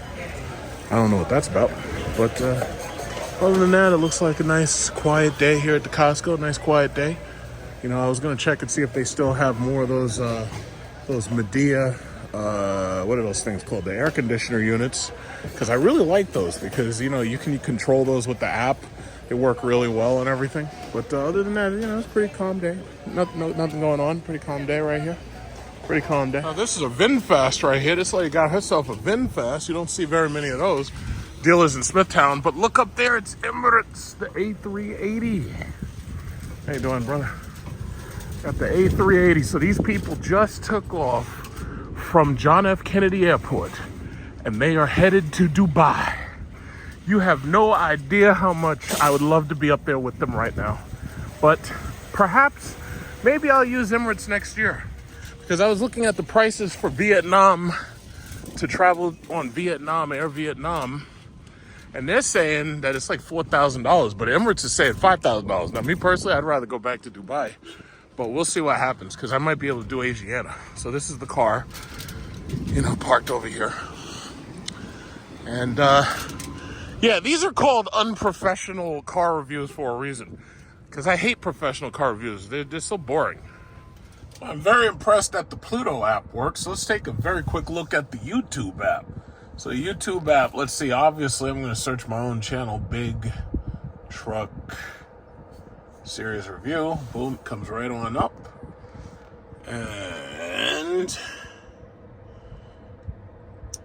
the beautiful thing about this is, if you have a Wi-Fi system next to your house or built into your house, you can actually be in the car and you can tether to Wi-Fis that are near your house. Or let's say you're sitting on the side of a public library, or let's say you're somewhere where there's public Wi-Fi. You can tell the system to connect to it, and you can use their Wi-Fi instead of the car's Wi-Fi. So that's a hidden bonus right there. So this is my channel right there. And let's see, you can go push home. You can watch somebody else's channel too. Let's see, what else is going on? Let's see, who do I like? Let's see, Trek Trendy? What is his name? I think his name is Trek Trendy. Trek Trendy. See, and this also tells me that you can also use web browsing. So you can actually web browse if you're sitting there, because this is the exact same firmware that the Escalade has. So you can web browse, you can watch YouTube, you can watch Pluto TV, you can watch HBO. And again, it's something to do when you're sitting and charging. It's something to do when you are waiting for somebody to come on the train or the plane or whatever it is. There's a million things that you can think of to give you reasons about having something to do in the car when you're sitting and waiting. But this, I like this, and I'm glad my car is going to get it eventually. I just wish we had it now. Because, see, the beautiful thing is that it works through the car system, so you don't have to really add on stuff like AI boxes. You don't have to add on HDMI splitters and HDMI adapters. And what actually, I have to say, that's actually a surprise to me. This car doesn't offer HDMI input. And none of these cars do. Like, the Escalade, I think, offers it, but these other cars don't. And if you had HDMI input, you'd be able to plug in a PlayStation. You'd be able to plug in whatever you want to plug in. I don't know if you'd be able to play it through the main screen, but you'd definitely be able to play it through the passenger screens. But they don't have HDMI input. But ultimately, that comes down to they want to control what you're watching. And that's basically what it comes down to. They want to control your data, and they want to control what you're watching. So for right now, that's about it. So far, I'm very, very amazed by what they've done with this car. The sound system is fantastic in this car. And the drive quality is fantastic in this car. I'm very amazed with what they've done. So for right now, that's it. And if I want to add anything, I'll add something later. Okay. Really? Are you recording me? Mm-hmm. I'll send you a clip. You can throw it on your Instagram. Well, and make sure you stop. Well, I am stopping. Okay, because I see the truck, I get worried. Stop sign. I go next, mates. Yeah, I let my uncle's driving like 2 miles an hour because he never drove anything even remotely like this before. Scaring the hell out of me. Yeah. I know. Because it's like if you just drive comfortably, you get used to it quick. Yeah. All right. Yeah. Just make sure you obey the stop lights. And you're good. What's going on in the parks today? I don't know. They over there feeding the ducks or something. I don't know. Nanny's got to do something like hibernating. Yeah, well, you're on that Japan time, so basically the time is flipped for you. So it takes a couple of days to get over that. Because it's like when I was in Singapore, when I got there, or when I went to Bali, I just felt like sleeping all day. But then you get up at night, there's nothing to do. So, it takes like 2 days to adjust to that,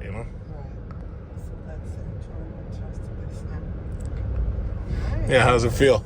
I was really shocked. This car is really comfortable. It is comfortable. And it accelerates my car is more powerful, but it accelerates just like my car. Yeah, it does. But I feel like I'm in a car, not like I'm in an SUV. Right. This is okay.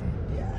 Yeah, well, that's it's because there's no motor, there's no transmission, so it just feels so much smoother. Yeah, it's smooth. Okay, you got a stop light. That's not right. Okay. All right. Yep. Yeah, I'm like, it's interesting. I feel low Mm-hmm. in my car. Yeah. It doesn't feel really high like an SUV. Maybe because it's all adjusted to you, but this is way too high. The steering wheel, isn't it? So it's good to be home though, but it's not that hot. Oh my God, it was boiling. Well, we're in August now, so it's getting a little bit milder. I think it'll be bad in September a little for the first couple of weeks. I think so. Usually you have nice weather, but it looks like it's cool and chilly already. Bloody hell, what is that? The summer is flipping over. Not good. Yeah, well, just be ready for next summer for Vietnam and Cambodia.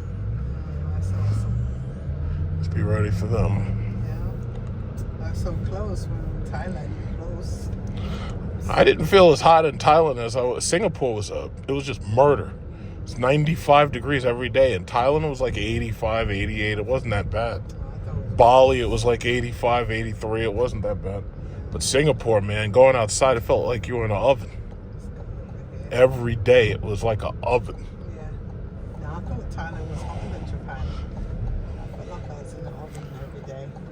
Japan was an oven, but Thailand was worse, I think.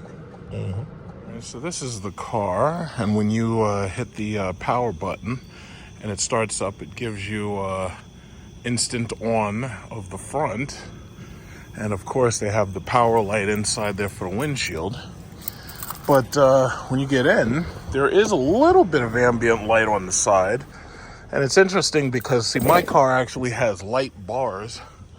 But this gives you just enough ambient lighting to say that you have ambient lighting. It's tasteful. It's minimal, but it's tasteful. Minimal, but tasteful. It looks good.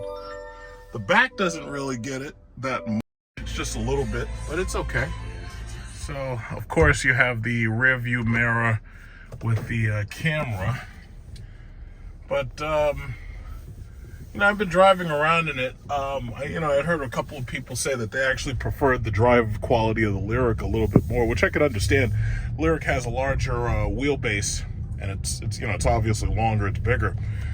And the funny thing about these electric cars is these things have higher tire pressures than I've ever seen. Like the LYRIQ is like 45, and if you have the Escalade's tire pressure's in the high 70s. And typically you don't see tire pressures like that, but you're talking about a 9,000 pound vehicle.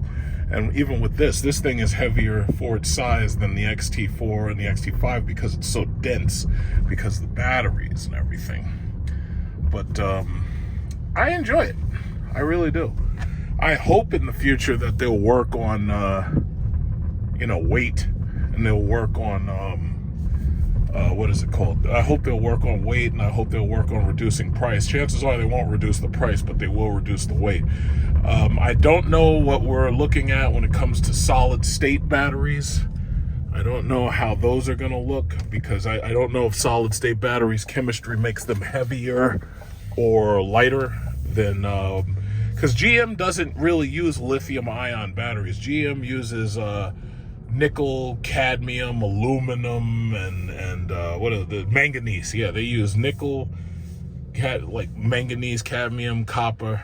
It's like they don't really use lithium ion. And I gotta say, GM was very, very smart, because it's like they tried to figure out everything that was holding Tesla back, and they said, you know what we're gonna do? We're gonna do this completely different. And right now, most cars that you buy, the battery chemistry is typically lithium ion phosphate. And lithium ion phosphate is more stable than regular lithium ion. See, lithium ion, if you wet it with water or if you crush it, the shit explodes. So lithium ion phosphate is a lot more stable than that.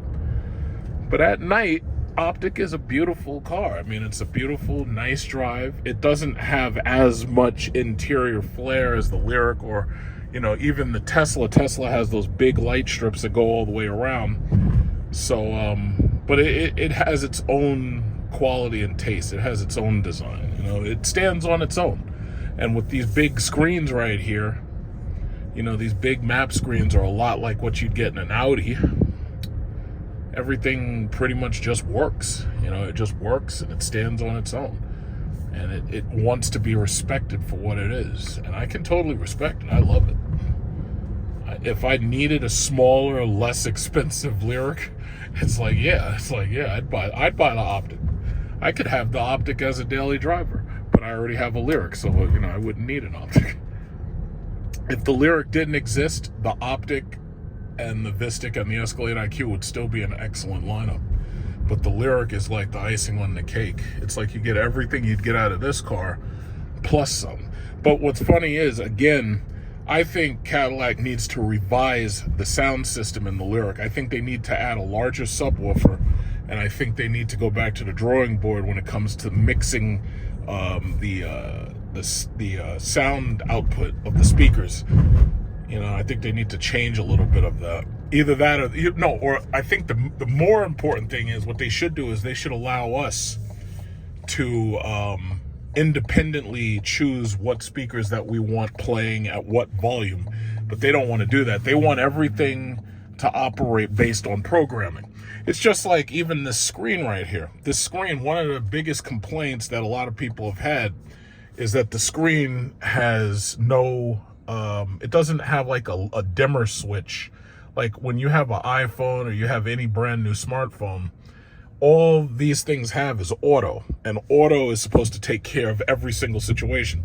So when it gets dark outside, the screen is this bright. When it gets bright outside, the screen dims, but you don't have control of it. And if you don't have control, like, see, with my iPhone, I turn my brightness all the way up. Even though it's going to cost me more battery power, I turn the brightness all the way up because it's easier for me to see it. If I'm outside in bright sunlight, it's easier for me to see it. If it dims, it's harder for me to see it.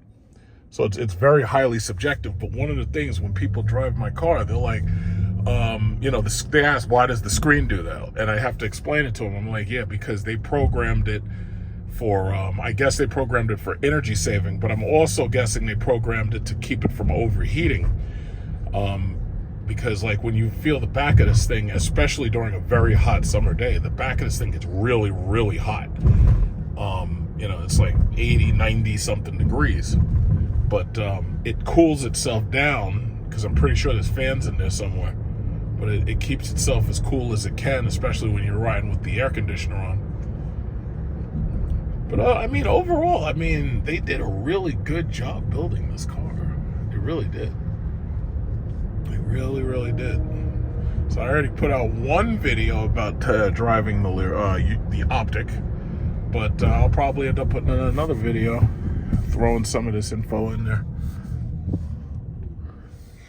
And the exterior it doesn't look as funky as the LYRIQ does. The LYRIQ has really, really funky designs. The Celestiq has a really funky design. The Optic, the Vistic, and the Escalade have a very, very simple, straightforward lighting design for the rear. But maybe that was intentional, so this way the LYRIQ stands out. So it might have been intentional.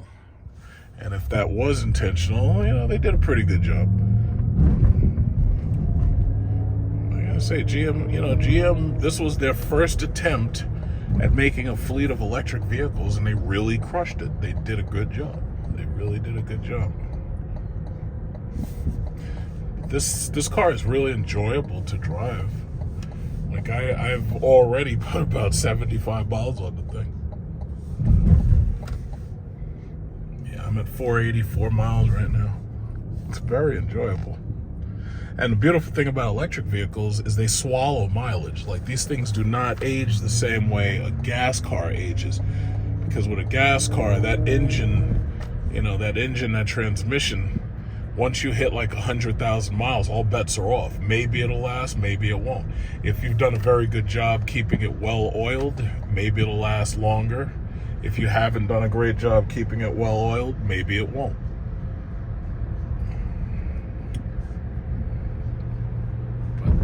They did it's amazing. They did everything right. I'm guessing when GM was putting these cars together and designing these cars, I guess what they basically said was, hey, let's use as much stuff out of our parts bin as we can get away with.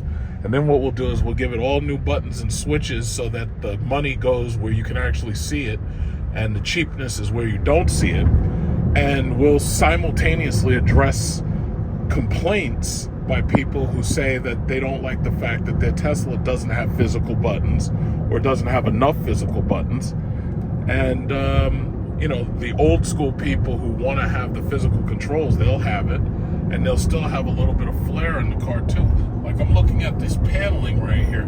This paneling has these blue lines and stuff on it. There's no real reason for it to have the blue lines, but it looks good. It really does look good. I prefer the way my LYRIQ does it better, where the lines are on the doors. But I really actually kind of prefer the way Mercedes does it and the way Tesla does it, where they have those light bars going all the way around like it's a disco. I like that a little bit more. So driving the Optic at night. It's like it's a really, really nice car. Like, this is like it's a luxury. They really did a great job making this a luxury vehicle. Like, this feels more luxurious than the SRX, the XT5. It's definitely not as luxurious as my LYRIQ is. It's a different type of luxury, especially with these materials that are in here. But they did a really good job. They did a really, really good job. Because I personally don't feel the need for leather anymore. This Intellux that they have, feels just as good, allows you to have perforated seats and everything, allows you to have heated, ventilated seats, feels just as good, and it looks like it holds up. It may hold up even longer. I don't know what their tests have shown, but you do have the option for real leather. It's just, who wants to pay $3,000 for a color of leather that you don't even want? They didn't have white leather. They only had like they had like a green, and then they had like a brownish or black, and I really didn't like those. Like the noir black. Like they have premium leather. I just didn't like those colors. I wanted white, and I didn't care how they gave it to me. I just wanted white. I didn't care what it was made of. It could have been made of goddamn squirrel skin. I could give a shit. It could have been made of polar bear.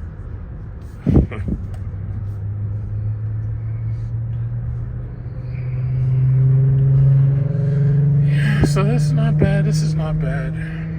Not bad at all. I still have 200 miles of range remaining. I'll probably hit the charging station maybe tomorrow morning and charge it up. But I don't really have to, because they're going to charge it themselves. But I'll probably get out early in the morning, hit the charging station, and give it a little bit of a charge. And that's the other beautiful thing about it. It's like I don't have to spend money on gas for a rental or a loaner, simply because the car is electric. So I charge it just like I charge my LYRIQ. Well, here I am at the charging station, and I have 185 miles of range.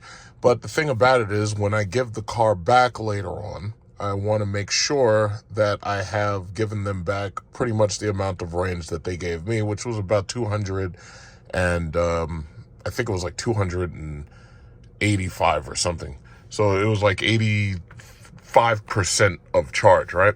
So here's the thing. You would think that I would just pull right up and I'd be able to use one of those two chargers. Unfortunately, this is not a Tesla supercharger. This is GM's EVgo. It's not as well kept, and the charger for Kylie A does not work, and the charger in the middle, somebody ran over the goddamn cable and it's broken. When there was rain, somebody must have accidentally ran over it. It dropped on the ground and they ran it over. So then the question is, well, what exactly are you supposed to do when you're sitting here and you're not the person who's charging immediately? Like some people are, oh yeah, well, I'll just get up and take a walk, or I'll sit here and read a book to the kids in the back of the car, or I'll just sit here and meditate and all that bullshit. People come up with some stupid answers. This is the reason why I don't argue with people. But anyway, my recommendation is that all of these cars have some type of front seat entertainment. So this way, I'm sitting here and just waiting. So what I can do is I can go to Pluto or YouTube or HBO. Like you saw, I think I showed you these. Pluto, YouTube, HBO, Prime Video. I could watch Invincible, or I could watch HBO. And I got Pluto right there. And I could say, hey, listen, what's on? Oh, we got Star Trek The Motion Picture, because you have on-demand movies. Or I could go right up here. Let's see, I could go to Sci-Fi right there, because I want to see some Star Trek. And I've got Star Trek Voyager, Star Trek Deep Space. Let's see what's happening on Voyager. So I can watch Star Trek Voyager, and I can full screen this. Or since, I could watch YouTube, and I can watch full episodes or free movies on YouTube. Oh, gee, let's see. What's happening right now?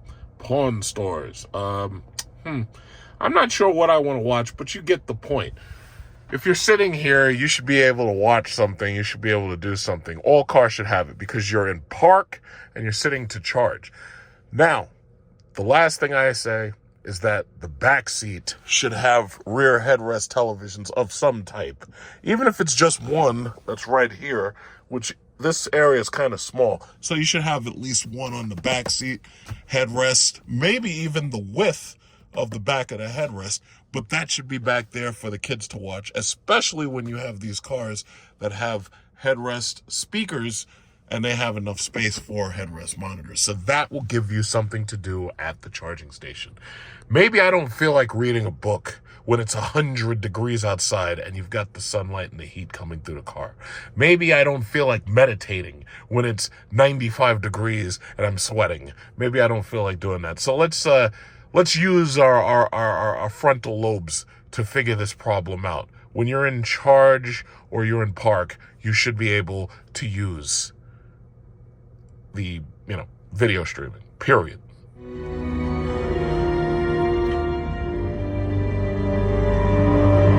So basically, I was watching the episode on Star Trek Deep Space Nine where O'Brien and Julian, they crash on a planet that's controlled by the Jem'Hadar.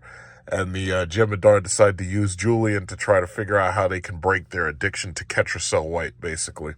So you get the picture. And I liked that episode, and that was an episode that I was actually thinking about that I actually really wanted to see. And it just happened to be playing right now because they loop the episodes. So they go from season 1 all the way up to the last season, and then they loop the episodes. And I think after Star Trek plays, I think that's when they go to like Babylon 5. And Babylon 5 you can watch on Pluto. But then again, Babylon 5 is also on HBO.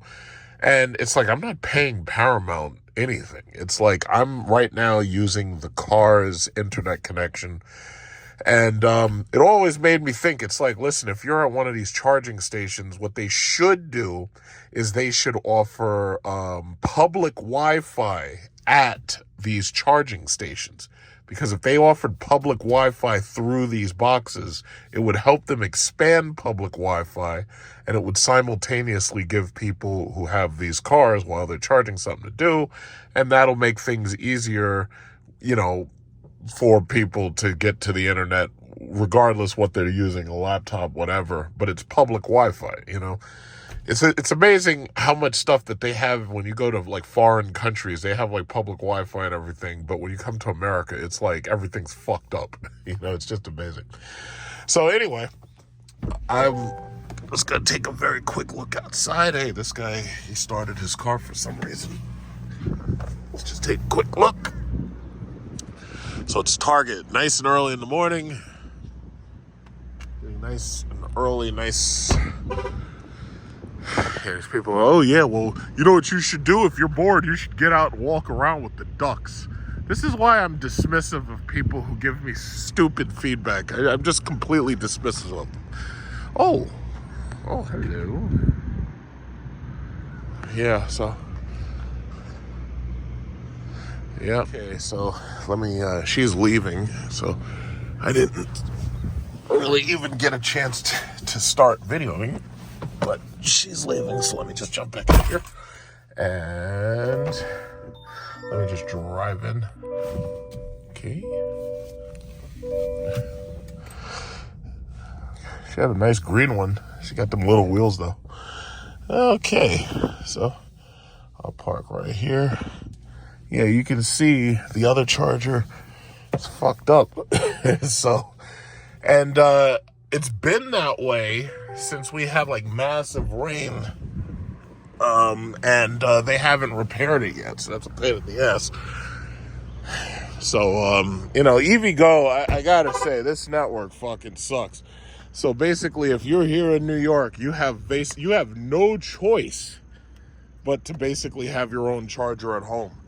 But see, for me, I have my own charger at home, but because of the fact, yeah, so you see how the A side says unavailable? It's a pain in the freaking ass. They need to fix this. But my free charging ends this January, so basically, once my free charging is over, it's like, I'm never gonna have to come back to one of these things ever again. So it's gonna modify my shopping behavior, because if I don't have to come here, I won't be shopping at Target. Okay, so I plugged it in, and it lights up blue. And as soon as it starts, I believe it lights up green right here. I don't know if there's also a light right there in the windshield, but I'm gonna find out in a second.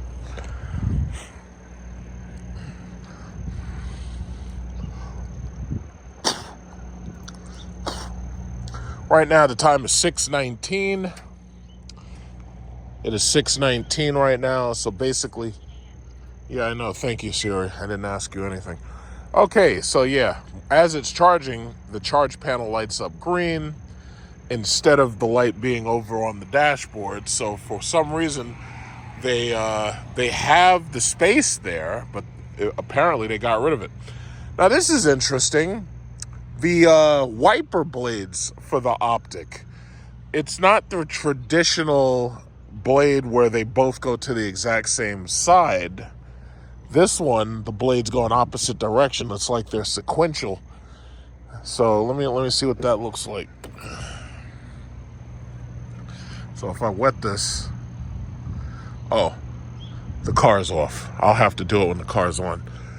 Because the thing about it is, because there's no start-stop button, as soon as you get out of the car, the whole car turns off, so I can't even use the wiper blades. I mean, if I get back in the car and, you know, I'm sitting in the car will be on, but if you're out of the car is off.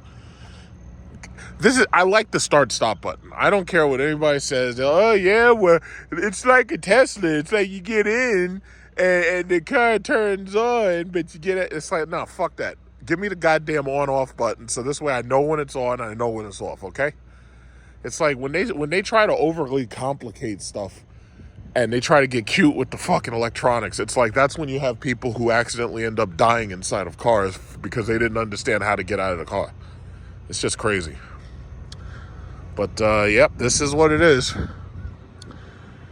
So, again, as I said, I have 2 years free charging, so it cost me nothing to charge my car. It cost me nothing to charge this car.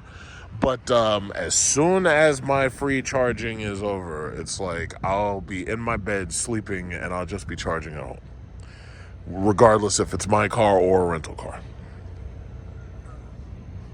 Got this guy right here with this BZ4X. And this is what happened. You see, what happened was it was raining and some idiot, and I kind of can't blame him, but they let the charger fall on the ground. And then another car drove up, and because the rain was so heavy and they couldn't see the charger, they ran the goddamn charger over. So this is what's left.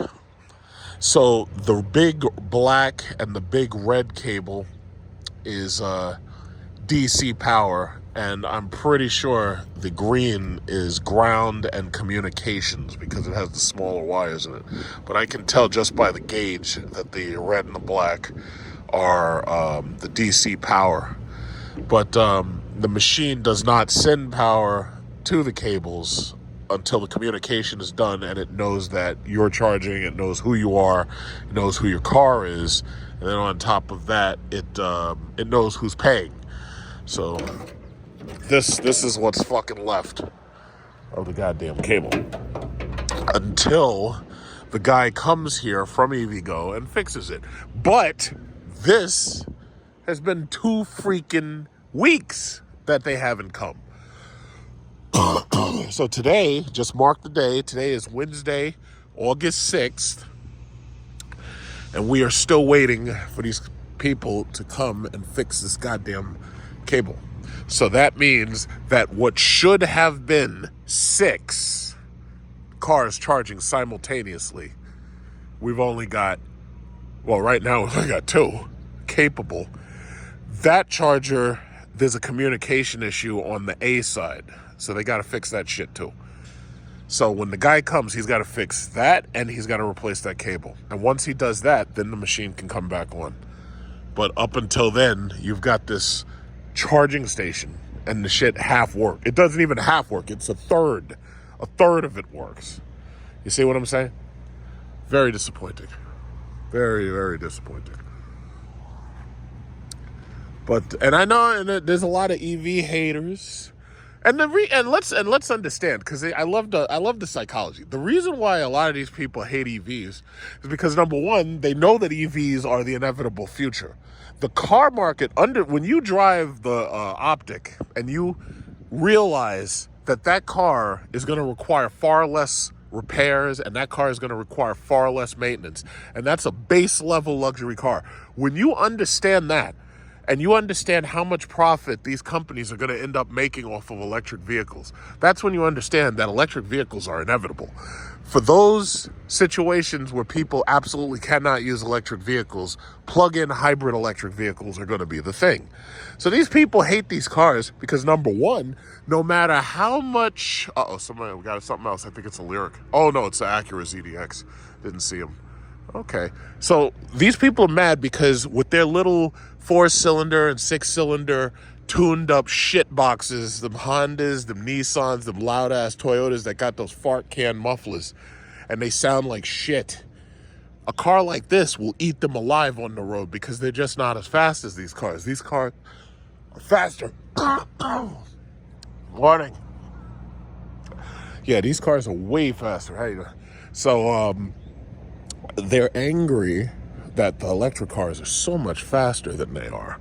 For one, they can't beat these things on a drag strip. That new brand new Chevy ZL whatever, it doesn't even matter what it is, ZR1, ZL1, you got a Z06. These electric cars will eat that fucking car alive. In fact, that Lucid Gravity is faster to 60, and it runs a 10.6 quarter mile, and that thing's a fucking electric minivan.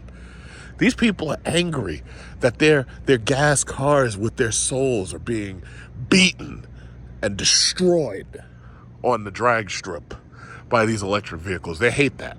They hate it. Then on top of that, another thing that they're upset about is the fact that they can't even get what they want out of their cars because the manufacturers aren't making them anymore. And this is the reason why I keep saying Porsche and BMW are going to end up being the new tuner cars, simply because, you know, SRT fell apart, prices are sky high, insurance premiums are sky high, MSRPs are sky high. So they're mad. And let them be mad. I could care less. Let them be mad. You get in a race with me, I'm going to eat your ass. And there's nothing you can do about it. Like, I just take off. It's like fucking Star Trek. I'm just warp driving. There's nothing you can do. I love it. What's that? That's like a little Ford. I think that was the old Ford Escape right there. That thing is ugly. The new one looks nice, but the old one, ugh. Old one is ugly as sin. So, yeah, that's just what it is. But this is the inevitable future we're moving to. Now, hopefully they figure out a way to actually set these goddamn charging stations up properly and then maintain them. But unless it's Tesla, I'm not going to hold my breath. Because, see, with Tesla, you would have had like 8 chargers here. You would have had like 8 chargers over 8 rows. But with this EVgo shit, these bastards got cheap. And they were like, yeah, let's try to take 1 charger and we'll try to charge 2 cars with it. And then they put in the old charger. They put in a 100 kilowatt charger. Only that last one is 350 kilowatts. So if you were in South Korea, or if you were in Japan, but most likely South Korea, if you were in South Korea or China, they would have chargers capable of 400 and 500 kilowatts, maybe even 800 kilowatts. Not here in America. We're giving all our money to Israel and Ukraine and shit. And they're up there starving them children over in Gaza and everything. So the bottom line is, it's like they're not focused on this. Over here in America, it's like they're just not focused. The focus isn't there yet. But see, the manufacturers in Europe, Mercedes, BMW, Audi, the manufacturers over in Japan, Toyota, Honda, the manufacturers over in South Korea, Kia, Hyundai, they don't give a shit what America's doing. They're doing their thing because they know that this is the future. They've settled on this. What is it? China just had major flooding. Philippines just had major flooding. Maldives, for example, the islands are disappearing because they're being over flooded. Whether you believe in global warming or not, or whether you call it climate change, global warming, whether you hate Al Gore, nobody gives a fuck. The bottom line is that the governments believe in it. And if the governments believe in it, then that's what's happening. Whether you believe in it or not. Because most of y'all didn't graduate no fucking college. Most of you, unlike me, don't have a master's degree in geology. So bottom line is, whether you believe it or not, the government believes it. And if the government believes it, then that's what's going to happen. So the bottom line is major flooding. We've had record thunderstorms. We've had record forest fires. Whether you believe it or not is irrelevant. The bottom line is, all of these governments, all of these manufacturers, they're moving in this direction. And that's the bottom line. So I've said, okay, now that we know that they're moving in this direction, how do I use it to make myself rich? So I will bet on energy companies that are diversifying to include renewables. I will continue to buy dividend-paying stock from the oil and gas companies, Sunoco, Chevron, Occidental, so forth and so on.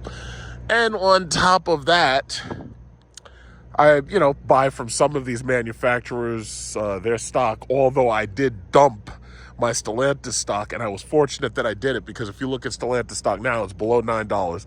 Stellantis fucked up real bad. They've lost over $3 billion, and I don't believe that they're coming back anytime soon. If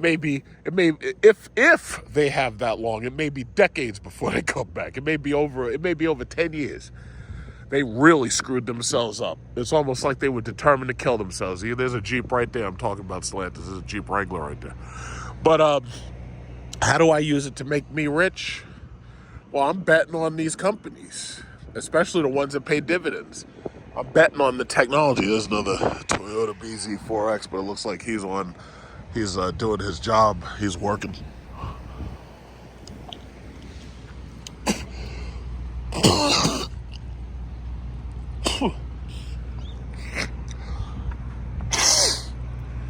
Oh boy, I get a napkin or a tissue or something.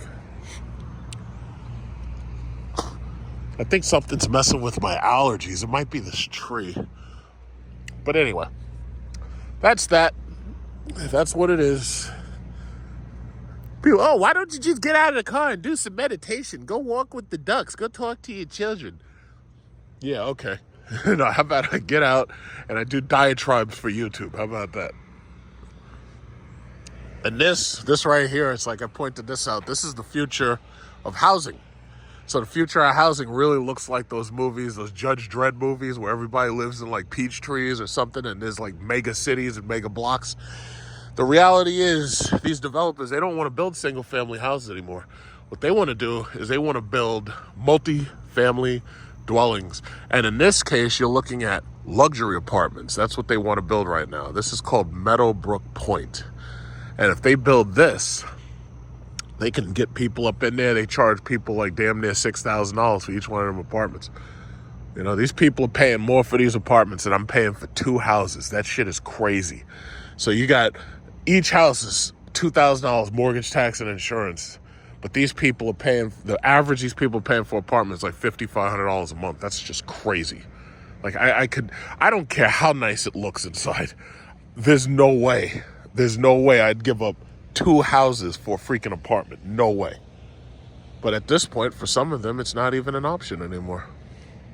So they're just going to have to deal with it. I was listening to, Michael Bordenello. He was talking about yesterday. He was saying, Berkshire Hathaway is saying that it may take like 10 years for the market to return. 10 years. It may take 10 years. And if he says 10 years, I don't believe it'll be 10. I think it'll be more. And the reason why is because a lot of the people who bought their mortgages for 30-year fixed, they bought them in 2020 during COVID, or 2021 or 2022.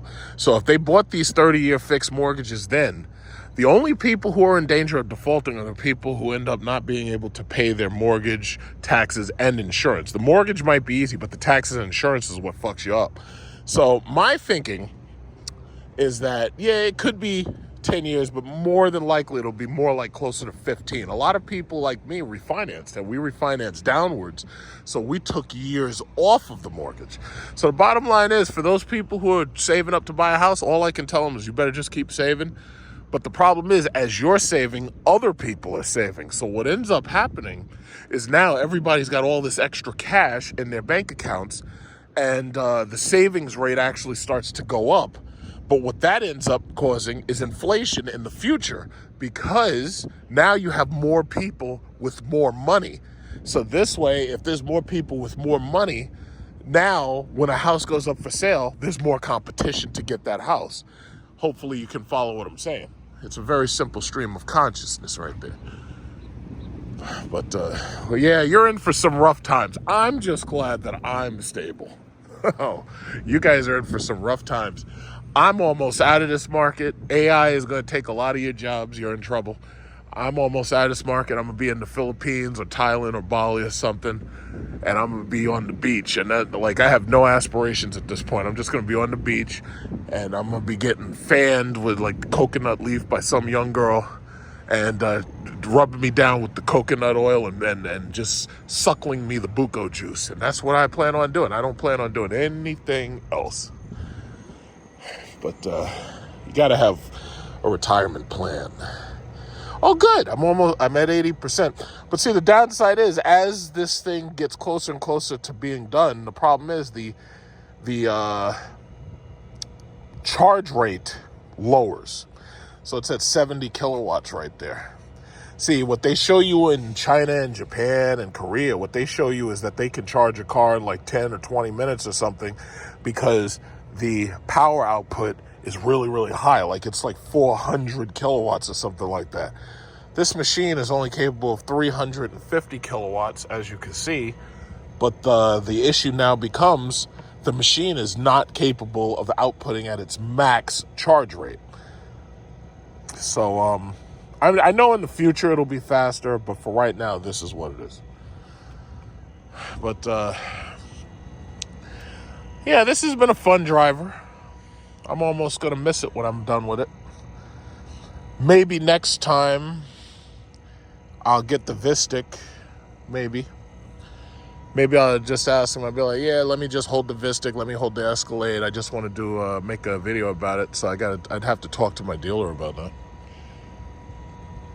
But when you live with one of these cars, it's like it broadens your understanding of this car. Look at this lady with this husky.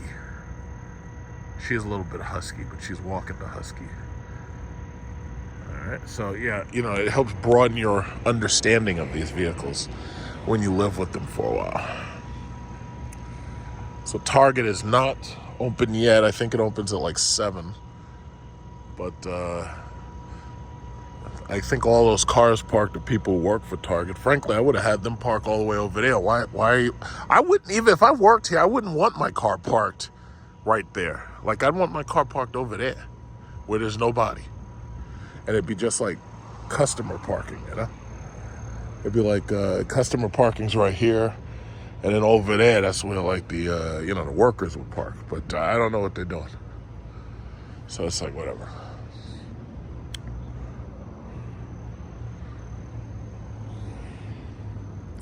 Okay, so I'm all done, or should be done in a couple of minutes. I'm just gonna check the charge rate, but I'm pretty much just about finished. I see we got a Tesla, 95%. Hey, what's up? Yeah, 95%. I see got this Tesla Model 3 pulled out. He must have EVgo credit, so very nice. Yeah, but I'm almost done. I'll be done very, very soon.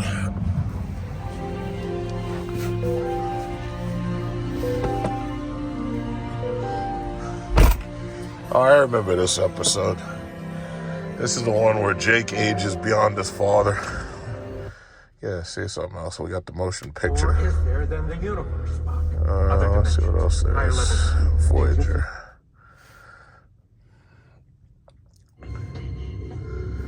What's going on Voyager?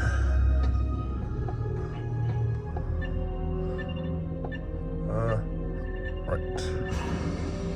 Let's see how you do that. They just got to work this app a little bit better, because getting to the full screen is you got to spread it, and then you got to like,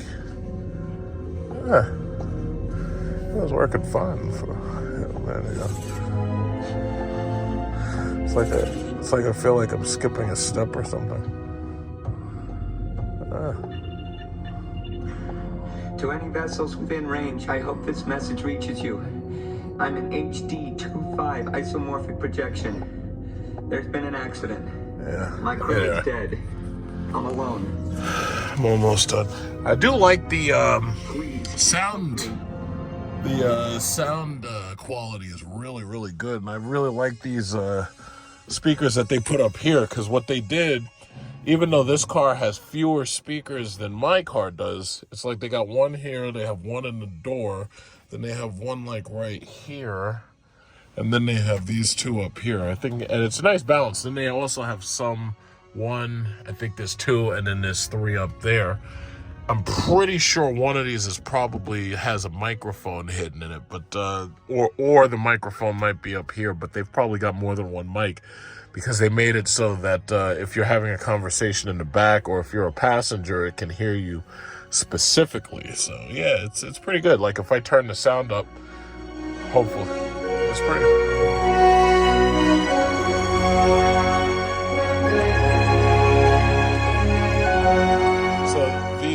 Speakers support Dolby Atmos, and you have to have specially programmed music for it, like if you use Spotify or whatever, but it works pretty well. And this car doesn't even have the headrest speakers like my car has. I'm actually very amazed by what they've pulled off in this car. Oh, the Tesla's leaving. I guess he decided to go to a supercharger instead. Who knows? Oh, well, I'm almost done.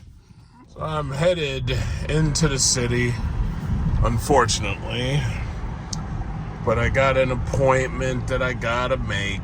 And look what we got here. We got a McLaren, another McLaren. It's like McLaren, I believe they must have had like a sale or something, because like you see these damn things everywhere.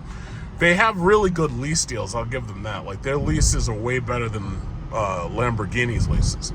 It's like if you put down like, I think it was like 20,000 or something like that. It's like they give you one of these things for like 2,000 a month or something. Yeah, I've shown you the dealership before. They have it on Northern Boulevard, just like they have Long Island Lamborghini up there, and then they also sell Bentley, and they sell Rolls Royce. So let's see. His license plate says scientists. So just more proof that, having that STEM degree is probably the best way to go, instead of getting those useless liberal arts degrees, Scientists. I like that. That's pretty cool. That's a pretty cool license plate right there. And it's a nice color. My only thing with McLaren is I really, really think they should have brought back central seating. Like what they did was they built like one limited edition car, the McLaren Speedtail, but that thing was ugly. I don't care what anybody says about it. The thing looked like a concept car that should have never been greenlit. See, what they really should have done was they should have taken these and they should have built those where you had the ability to have central seating, because that would have been cool. That's the only, like the McLaren F1 it's an old car, but it's worth like $20 million for a reason. It's because you got central seating and the car is completely analog, and it even has a stick shift. It doesn't have automatic.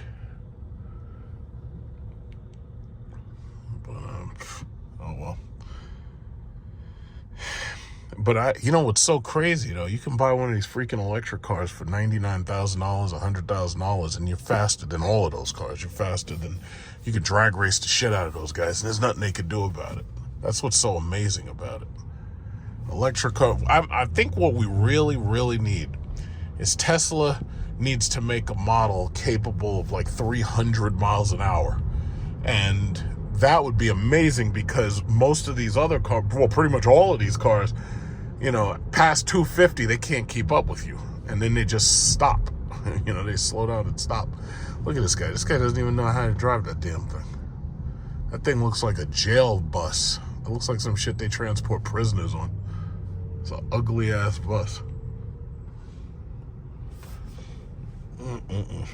But yeah, that's what they should do. They should make a car that's capable of 300 miles an hour. And Lucid Sapphire could probably do it, because I think the Sapphire is like 258 or something like that. But my thing is, no, I'd make that shit capable of 300 miles an hour. I don't care how much time you got to spend charging it. But the bottom line is it needs to be capable of 300 miles an hour.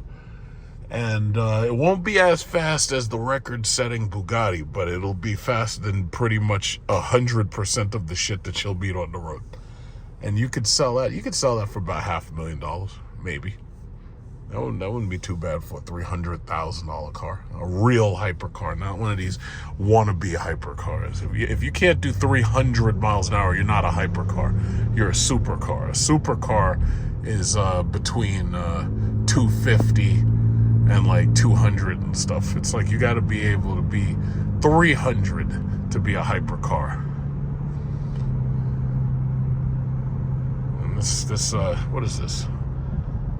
Is that a Mazda? Magda? I can't even read that shit. I can't see past it. Pole.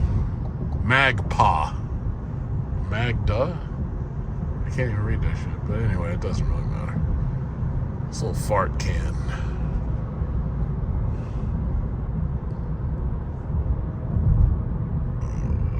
Get in front of this guy. Oh, it does say Magda. Get that fart can off the road.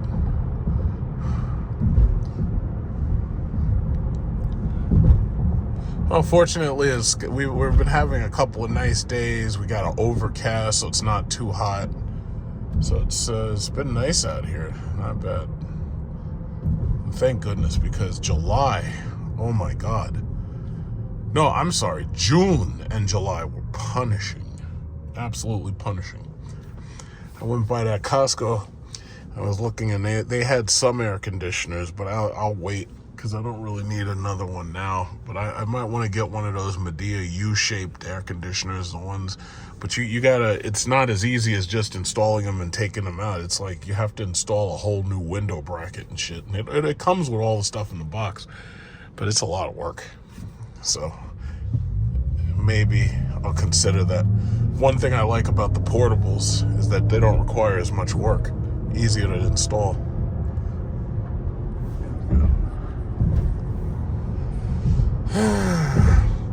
I just like the fact that every time, like when I'm driving this car and I accelerate past everybody, it's like it takes them so long to catch up to me that they pretty much can't if they're in a regular ICE vehicle. Because it's like by the time they get to like third or fourth gear, like I'm already at like 60 miles an hour. Amazing. So they should call me back a little bit later today. They should have my car ready later today. But I'll be ready because I already charged the thing. So I put enough charge in it that when I drive back, there'll be enough charge to hand it back to them once they're finished with my car. But tire rotation, air filter changes, stuff like that. It's like basic service. And because it's a lease, you pretty much have to do it with the dealer. And for the most part, I haven't had to pay them anything yet, but I probably will have to pay them when they do my windshield wipers. Oh, and that's another thing, the windshield wipers for this car. These windshield wipers like swing left and right. So that must be a way that these new cars are saving space by having the windshield wipers sequentially swing in opposite directions. Usually they only go in one direction. That's interesting. And it's funny because I used them, I just didn't notice it at first until I actually got out of the car and looked. But hey, if it works, it works.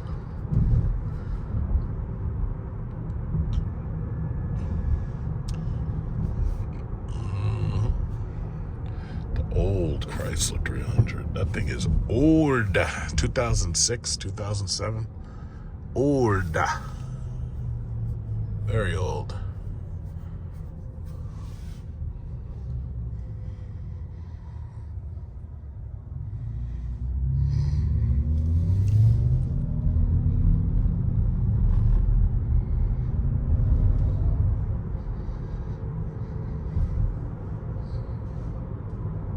Look at all these unwanted cars. Ford, Kia, Mustang Mach-E's.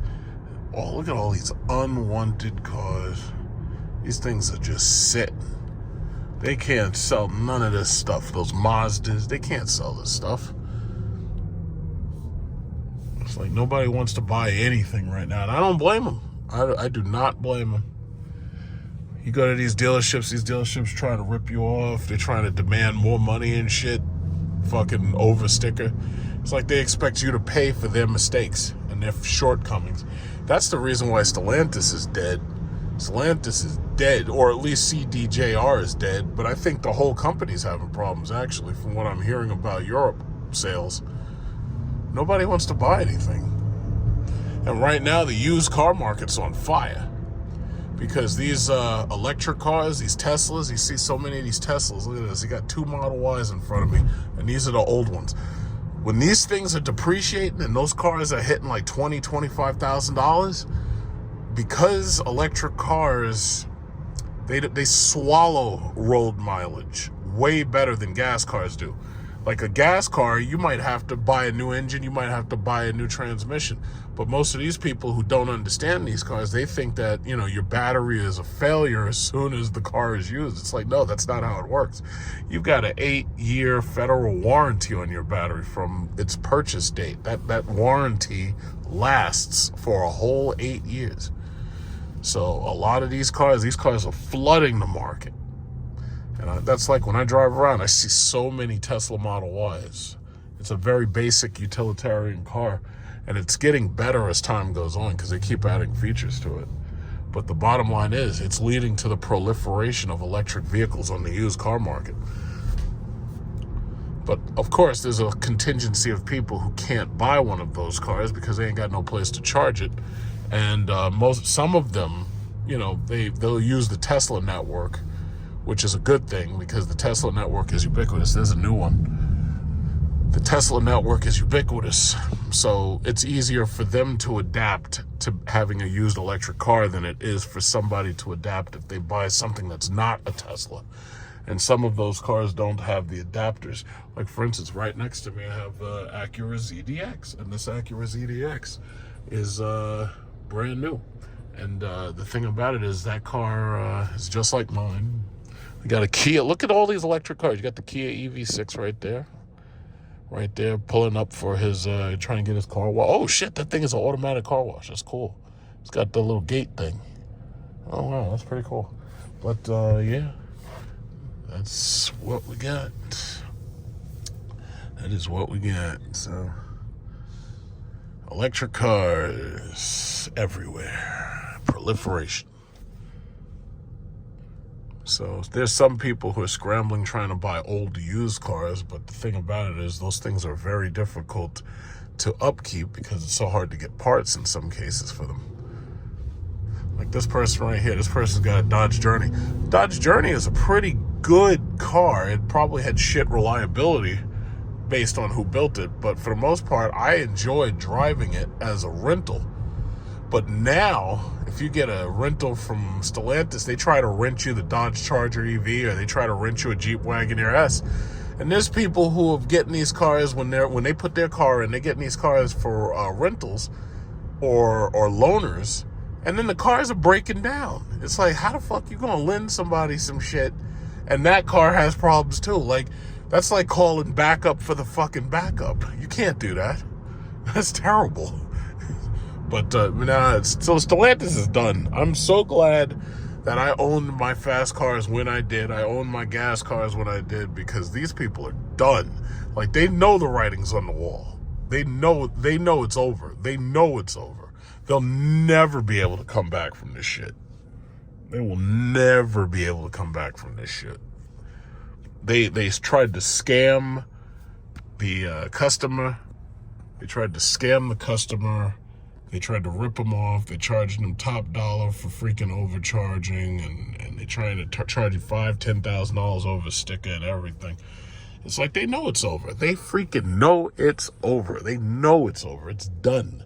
It is done. They know that shit is over, and there's nothing they can do about it. I mean, how you got 2023 sitting on the lot and you're still asking sticker for them? I mean, come on, it's 2025. We're going into 2026. How you asking sticker for 2023? It's over, guys. It's over. It's over. It is over. Nothing else sits for 2 years, and they still trying to charge you sticker for it. And these things sat. Like, I would imagine the brakes started to rot. These things set for 2 years, and they're trying to charge you over sticker. They're trying to charge you sticker or over sticker. You can't do that. This shit is 2 years old. These people are crazy. Oh my God, look at this traffic. Look at this traffic. Where are these people going? There must have been no, either it's an accident or construction. Look at this traffic. Holy shit. It's the middle of the day, people. Where y'all supposed to be? Y'all supposed to be at work. This is crazy. But that's okay, because I'll just hit the Super Cruise button and I'll just sit in traffic until we get past the problem. What the hell? Get up. Yo, you're not supposed to be on the... I'm going to slow down. You're not supposed to be on the white line, stupid ass Mazda. You're going through the goddamn triangle. You ain't getting around me, jerk off. I'm going to drive real slow. Yeah, what you going to do? I'm going to drive real slow. I got the Desert Eagle on me. What you going to do? This guy's up there driving over the white lines, over the triangle. That's illegal. You don't get to do that. I'm going to drive real slow. Let's see how slow we got. 16. Real slow. Freaking stupid Mazda. Oh, you know what? I think I'm going to speed up now. Now that he got out from behind me, I think I'm going to speed up just a little bit. Stupid Mazda. Breaking the law.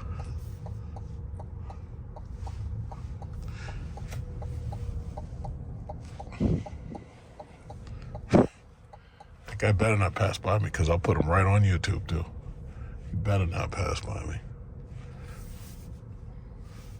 Oh, look at this guy. This guy's feeling tough. Old grandpa. Grandpa's pushing past me. He's got basically the same car I'm driving. He's got a, what is that?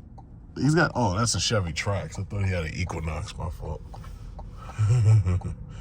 Come on, Grandpa, let me in. Let me in, Grandpa. Come on, Grandpa. You gotta let me in. Give me a little bit of that Social Security. Got a Range Rover and a Chrysler Pacifica right here. Fighting for dominance. Let me just get right here in the middle. Right in the middle, and then I'll hit the Super Cruise button.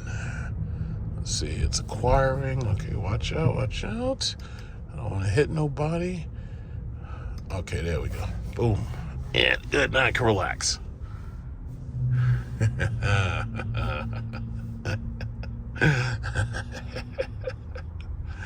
Let's turn it up to about 60 miles per hour.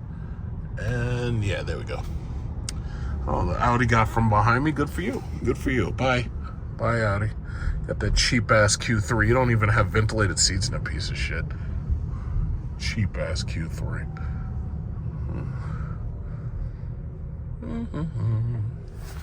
All right, I forgot. I can't cover up my face. It says hands-free, eyes off the road. Okay, let me try it again. This time I gotta keep the camera over here. And keep the phone over here. Oh my God, she tore up the side of that car. God damn, I don't want you nowhere near me. They're tearing up your car. Oh, look at this person. This person's trying to merge. And yeah, she's gonna have to merge right behind me. Good luck. But yeah, it is what it is. Yeah, we're entering a construction zone, so it's nice and slow. Look at this guy. Okay, so you can get over. Yeah, you can get over. You can get over. There you go. All right.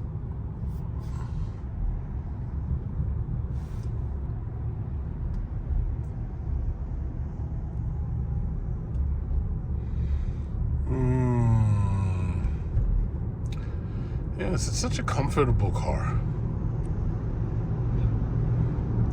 It would be absolutely perfect if this car had the ventilated seats. I was looking at the pricing for these cars. You got to pay $58,000 to get this car with the heated ventilated massage seats.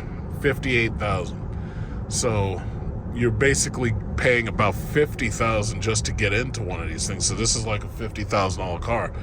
But you got to pay about $58,000 to get the heated ventilated massage seats, because by that time you're in a premium luxury, either a premium luxury or you're in a premium sport model. So the sport model just has darker. Whoa, shit! Fucking Nissan, goddamn Sentra. It's like you're not going to use your turn signals or anything, huh? That's okay. The car started to slow down like almost immediately. And I panicked. If I hadn't panicked, it would have still stopped for him. But that's just ridiculous because you haven't... These people are supposed to use the turn signals. It's like, what are you doing? It's always a goddamn Ultima. It's always a goddamn Sentra. It never fails, man. I hope your insurance is high as fuck. In fact, I hope they keep raising your insurance during your next accident especially. So, because, you know, one thing I love about insurance is that shit keeps people off the road who shouldn't be there. I really appreciate the insurance companies.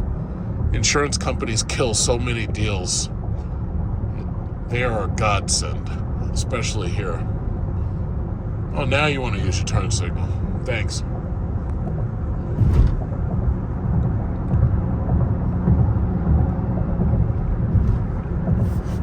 It's like, yeah, those turn signals are there for a reason.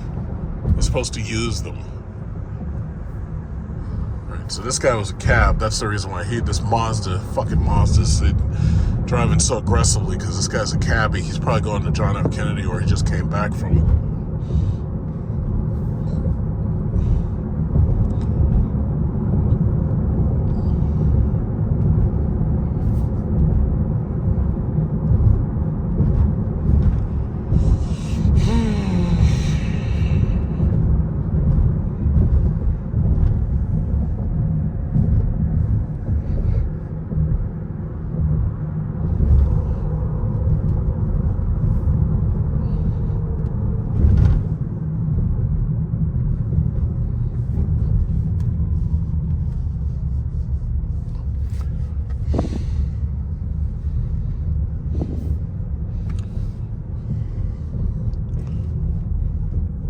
Van Wyck, never, ever, ever finished.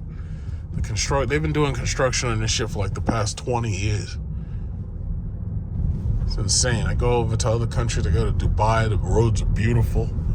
I mean, beautiful. Come here, this shit looks terrible. It's like, are we ever going to spend money on our own infrastructure, or are we just going to keep on funding Israel and Ukraine?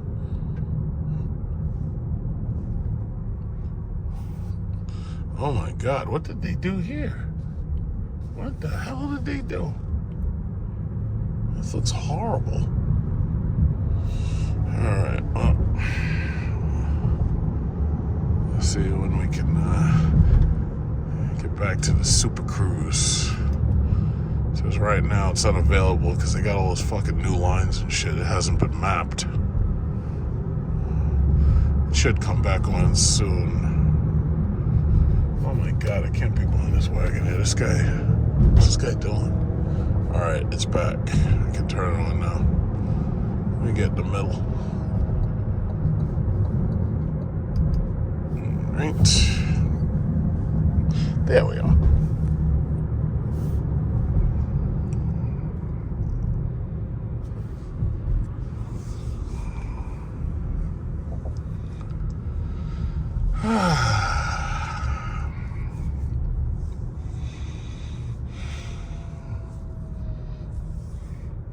I got an 11:30 appointment, and then after that, I get to rest for the rest of the day. So, you see all these taxis, all these big trucks are taxis, TLC truck plates. This guy with the XT6, he's uber black.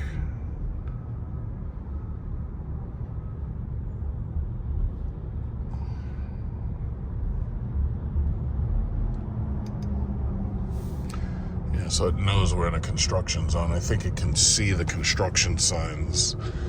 So it's a little bit more careful because it's a construction zone. So it won't speed in a construction zone because it knows that you're not supposed to speed in a construction zone.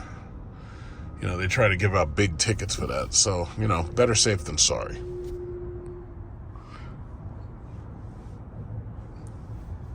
What the hell did this guy do to this car? Look at this guy. Look at this guy. You want that guy to be a mayor? Look at this guy. You want that guy to be mayor in New York? Oh shit, his license plate says Emirates. Okay, we cool. We cool, bro. His license plate says Emirates, so automatically he's cool by me. He's cool. He's absolutely cool. How did you get a license plate that said Emirates? Emirates has car services for first class that can't get that license plate. How did you get it? That is amazing. He must have known somebody.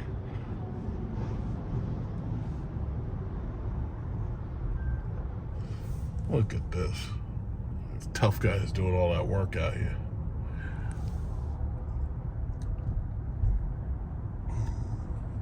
Another taxi. All these taxis. There's a lot of ride service. That's part of the reason why our traffic is horrible. We have a lot of ride service. We have a lot of ride shares. We have a lot of Uber Eats and all that stuff moving around. It's like our traffic is a nightmare. I feel bad for people who have to deal with this every single day. That's the reason why I really appreciate GM and Cadillac for having Super Cruise, where I can hands-free sit here, relax, and chill, you know. Tesla has it too, obviously, but I really appreciate them. You know what's funny? I see a lot of men building stuff, but what I don't see? I don't see any women building anything. Where are all the women? Why are women so poorly represented in the construction field? I wonder why. Could it be that they don't have the strength? Could it be that, maybe they're better off at home taking care of a man's house, like these guys right here? Because that guy right there looks like Santa Claus. He's got a wife at home making his steak. And he's out here, he's building. Oh, there's a woman. Oh, there's a woman right there. She's doing her part. She's got the side. Oh, man, I'm really shocked. I was expecting her to be, doing jackhammering, lifting heavy blocks. I was expecting her to be doing something like that, but sure enough, she's got the slow down side. Sure enough. Yeah, I never would have expected that. And she was out there diligently stopping people. She was diligently holding that stop sign. Diligently. Now, I wonder how much that job pays per hour. I wonder, and you know what? Her job, holding that stop sign, that's a job that can't be replaced by AI unless somebody figures out a way to set up a stop sign that is controlled by AI that knows how to stop people. Right? It could happen. I don't know. Maybe. I don't know. This guy right here.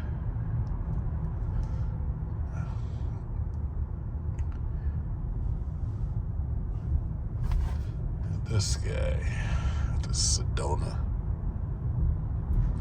It's funny, you spend 30 minutes in traffic, it's enough to make you crazy. People have no right to ask me about my mental health. All I have to tell them is listen, I've lived in New York for more than 35 years, and that should be enough to let you know that I'm crazy. So, you should have I shouldn't have to justify it. I really shouldn't. If you spend this type of time dealing with New York traffic, you will be insane. What is this shit? What is this? I haven't been down here in a while. I haven't seen they got fences and shit. What is this? What is this, glass? Looks like plexiglass. I don't know what that is. Look at this lady. Get off that phone!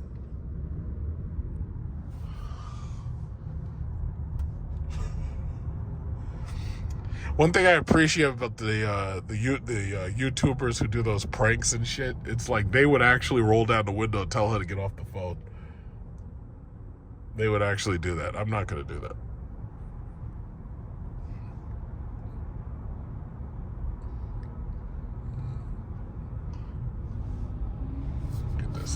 See, I have an excuse. My car's driving itself. Yeah, come on, just get in.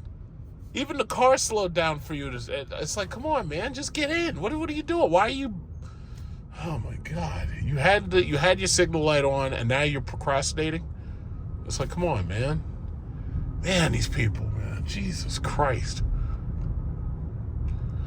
Oh, okay. So all right. So they didn't cut. Oh, wow, Jesus. Look at this. Let's look for the women. Where are the women? Oh, do you see any women? Count the women. Count the women. That's a man right there. There's like 3 men, 4 men. Count the women. Count the women. There's a lot of work being done. The world is being built. Look at this guy. That looks like a guy. That's not a woman. Where's the women at? Where the ladies at? Where are they at? I don't see any. Why is it that women are so poorly represented in the construction fields? Why? I just don't know. I just don't know.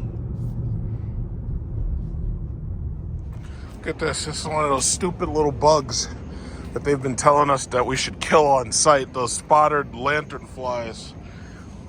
They're so stupid. And they have like very little self-defense. Or at least they're not very smart. We're supposed to kill them on the spot. But I don't do that. Nobody tells me who to kill.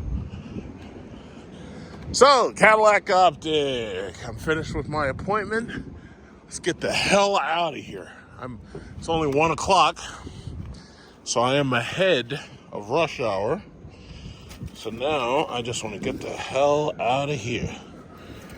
So let's get out of here.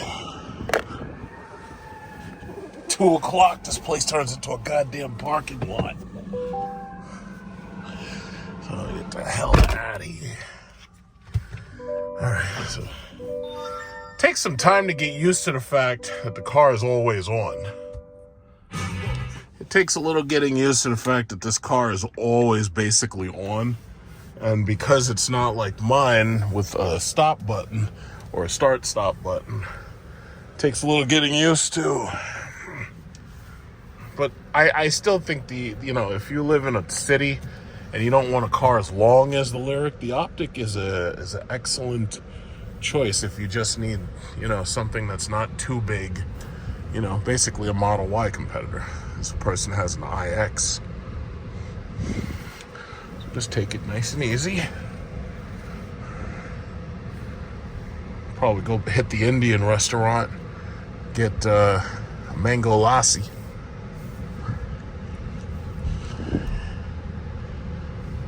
Hit the Indian restaurant. Something nice, nice little mango lassi. Because every time I come over here, I like to go to that restaurant just for that. Because where I live, that restaurant, there's no restaurants that basically sell that. So, I'll patronize them. Why not? Yes, I just got to get out, pay this ticket for getting out of here, for the what is that thing called, for the security arm, and then I'm gone.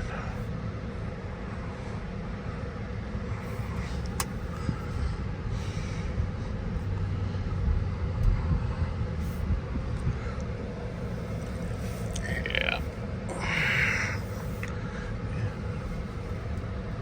Usually I never have to really ever go to the rooftop of this place. That person got a boot. They be coming in here and booting people too, man. I seen a couple of people with boots. Got those boots on. Look at this guy. All right, yeah, hurry up, get out of there. Let's go. Come on. What, you lock yourself out? Come on, guy. What are you, an amateur? Come on, guy, get out of there. This guy's an amateur.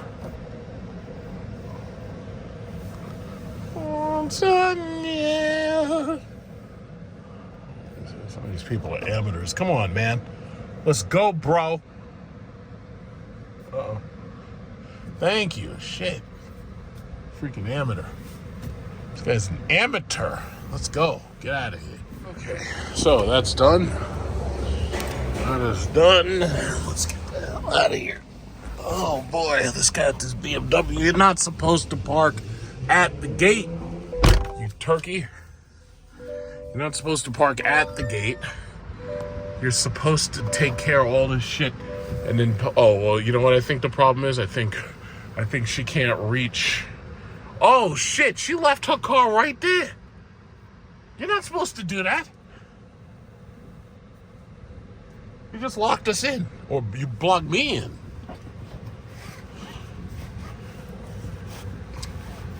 And you know what's so funny? Look how much contortion and shit she had to do just to get out of the freaking car. Oh, I think there was a problem. I don't know what the problem is. She called the people to help. She had to do all them contortions and everything to get out of the car. What she should have done was backed up and then drove out.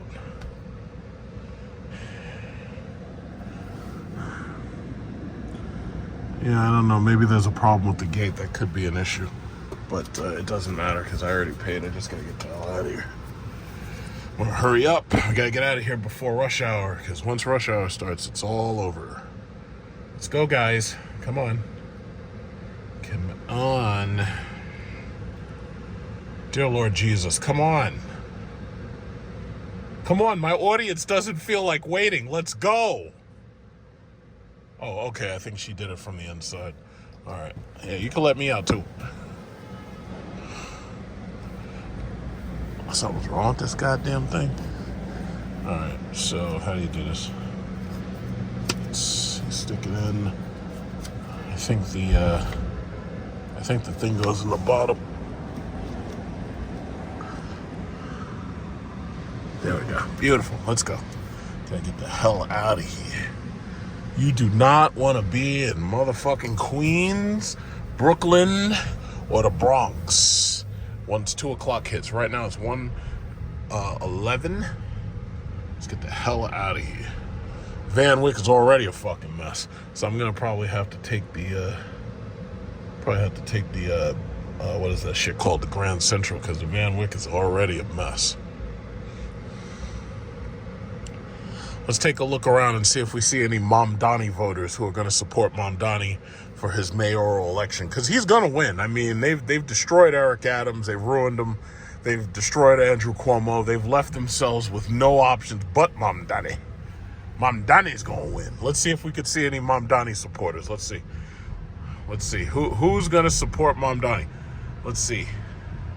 Any Mamdani supporters? I don't know about this lady. I think she's supporting 420 marijuana. Okay, let's see. I don't know about her. Come on, let's see. I'm looking for Mamdani supporters. Let's go. Got the bus stop right here. Bus stop. I don't see any Mamdani supporters. This guy is supporting Mamdani. I know it. He's supporting Mamdani. That's right. Let's go, everybody. Mamdani. Let's go. Let's support Mamdani. All right. Let me see who else. Let's see. I know he's supporting Mamdani. Jesus Christ.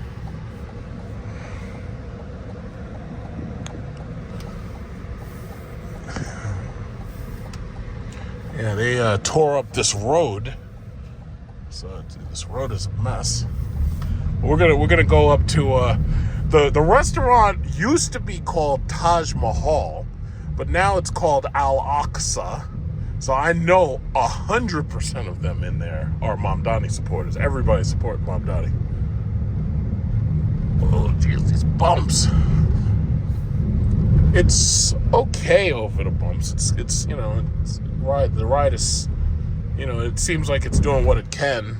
You know, it's shuttling the noise out. God damn, look how many of these people are parked there. How am I supposed to get in there and get my mango lasses? It's like, this is ridiculous. They double parked. Let me see if I can slide up in there. Let me see, because I got to get up in there and get my Mamdani juice. Yeah, get some Mamdani. Oh, my God. I hate having to park like this. Oh, these guys double parked. Al Aqsa. Al Aqsa. Yes. I love Al Aqsa.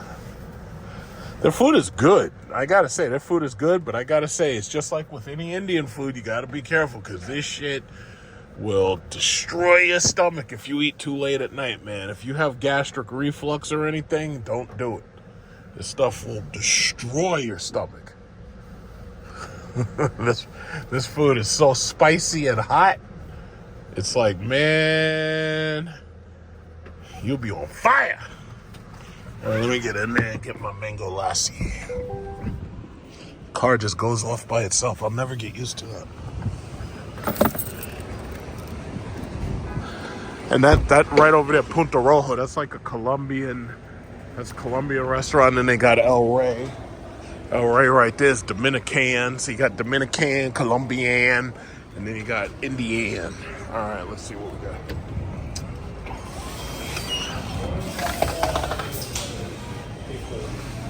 Oh, good. We got some. Hey, what's up?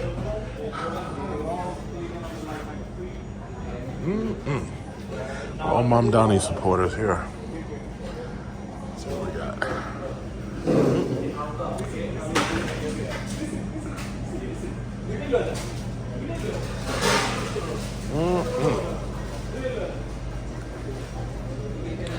Yeah, man, that beef biryani, man, those spicy peppers, man, that shit will eat you up. That stuff will burn your stomach up. Look at the Cadillac OPTIQ just sitting there waiting for me. Mango lassi. And they got some good yogurt too, man. This place, they got the Manjab Gula. It's like a syrup pancake thing, and that stuff is good. That's the yogurt right there. Yeah, that's good. All right, let's go over there and pay it. So I got my mango lassi. On our way out of the city. Very, very delicious.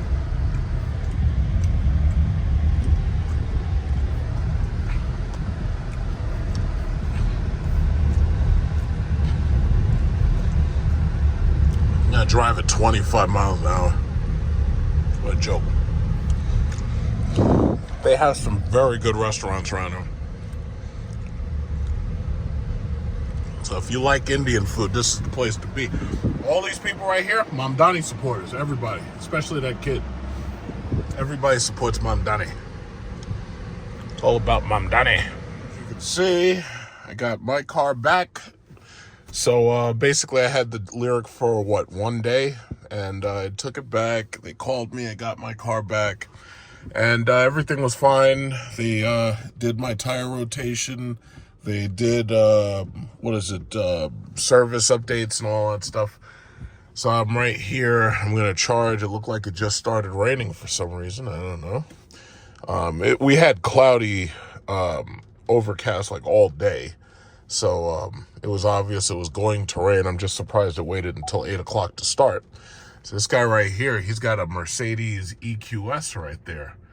And as you know, Mercedes gave up on that car. It's like they stopped making EQ products because, see, the funny thing about it is, you know, Europe and Asia are full steam ahead with electric. And they're actually very happy to be getting away from gasoline because over in Europe and Asia, gasoline is actually quite expensive. So now that they're going electric, it's actually a very good thing for Europe and Asia. Now, America is very resistant to going electric. And one way or another, it's going to happen. Eventually, the manufacturers are going to just do nothing but crank out electric cars and plug-in hybrids. And either one is fine because ultimately what you're doing is you're cutting your use of foreign oil. But these young kids, they don't want that. They're trying to get loud, annoying, obnoxious cars.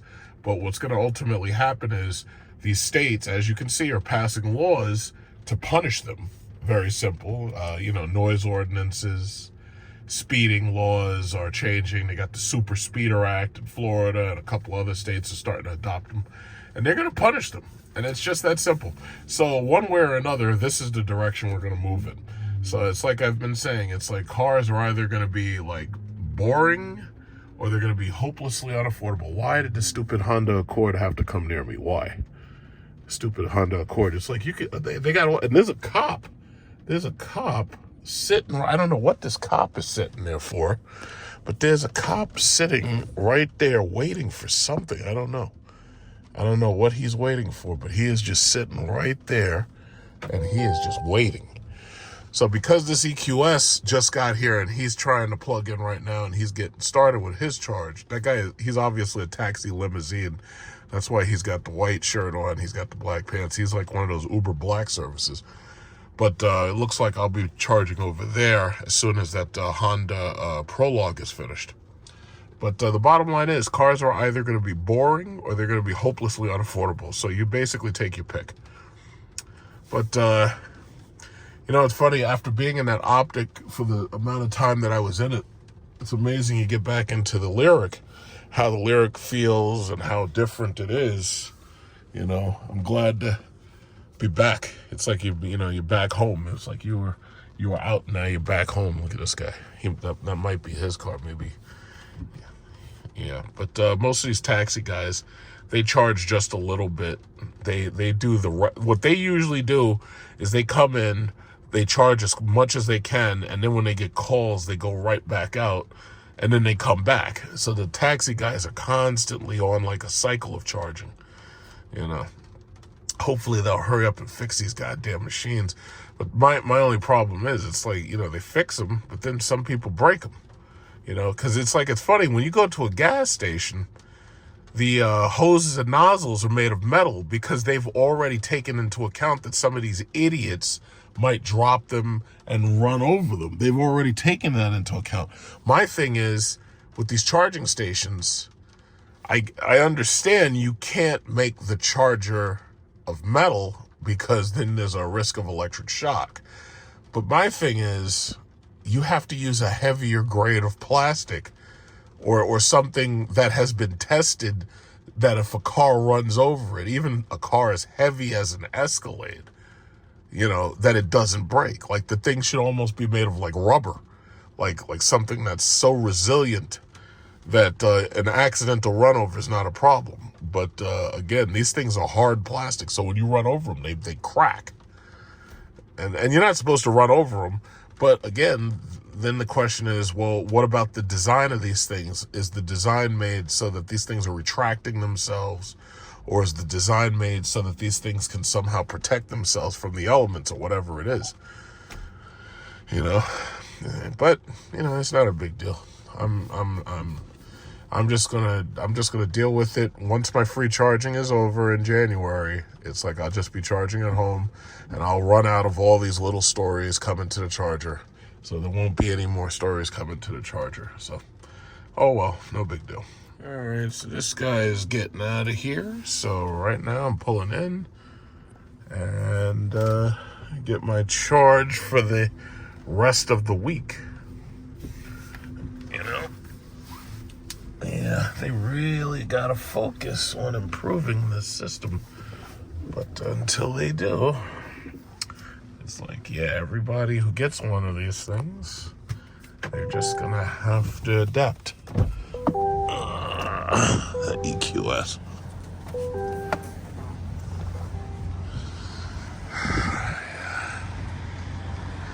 Like a nightclub in there. Look how they leave the chargers. It's like, because they found out the thing didn't work, they just leave it down. You know, and that's the issue ultimately. You know, you got to deal with public use of anything. It's not as obvious at a gas station because the gas stations are built to withstand the abuse. But these people, it's like they just break shit. Pick the thing up and put it back where it's supposed to be. You know, but man, I tell you, once I don't have to come back to the public chargers ever again, it'll basically just be me. And if I ever do a road trip, I'll be able to use any charger I want. I can use the Tesla charger. I can use whatever. This is BZ4X. I think the guy, I don't know if somebody just left that there or what. But yeah. Oh, he restarted his charge. I don't know why. It's too bad. You know, I guess he wishes he was over here at the faster charger. You can see I'm at 51%. It's amazing that all that colorful light and shit, that's not distracting. He doesn't have the rear TVs in there either. My aunt had the EQS 580, and she just got rid of it, but she still has a Mercedes S560. So there you go. I've never seen these things hit like 200 kilowatts, despite the fact that they're 350 kilowatt machines.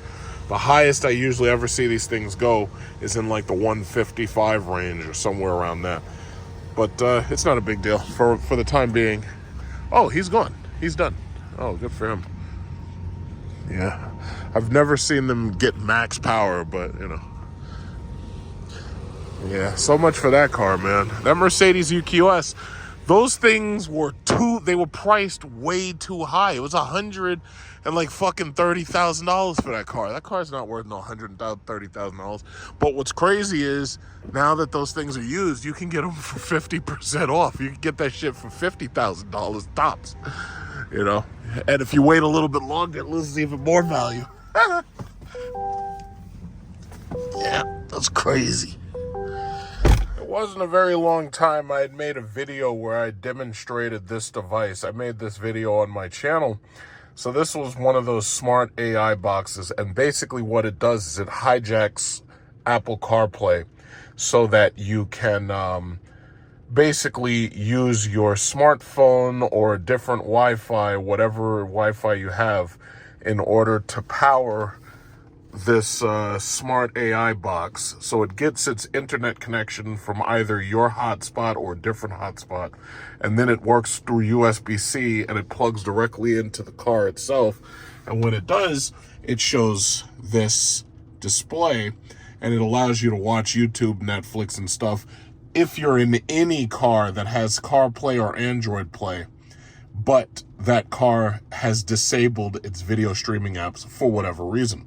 So the App Store here, unfortunately, is not as robust as the built-in Android App Store. And all you can add is Netflix, Disney, and TikTok. In fact, they've got a bunch of different Disneys. And of course, because it's Chinese, you know, of course they have TikTok, which is, you know, the thing I've been dying for my corrupt government to get rid of for a long time. But obviously they're not going to do anything just yet.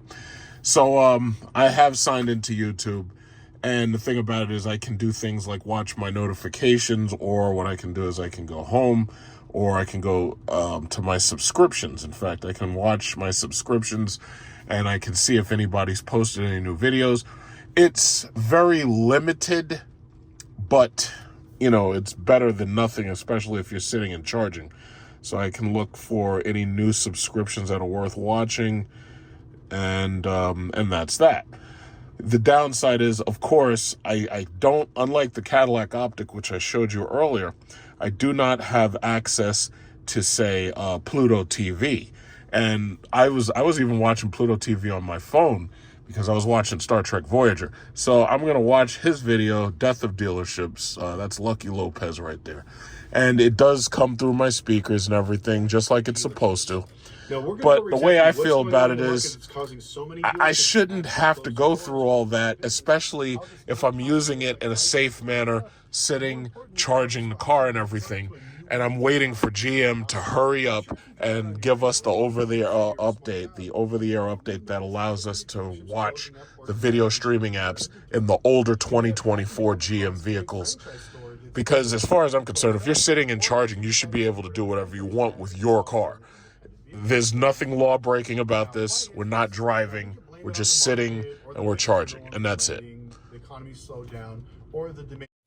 To be continued.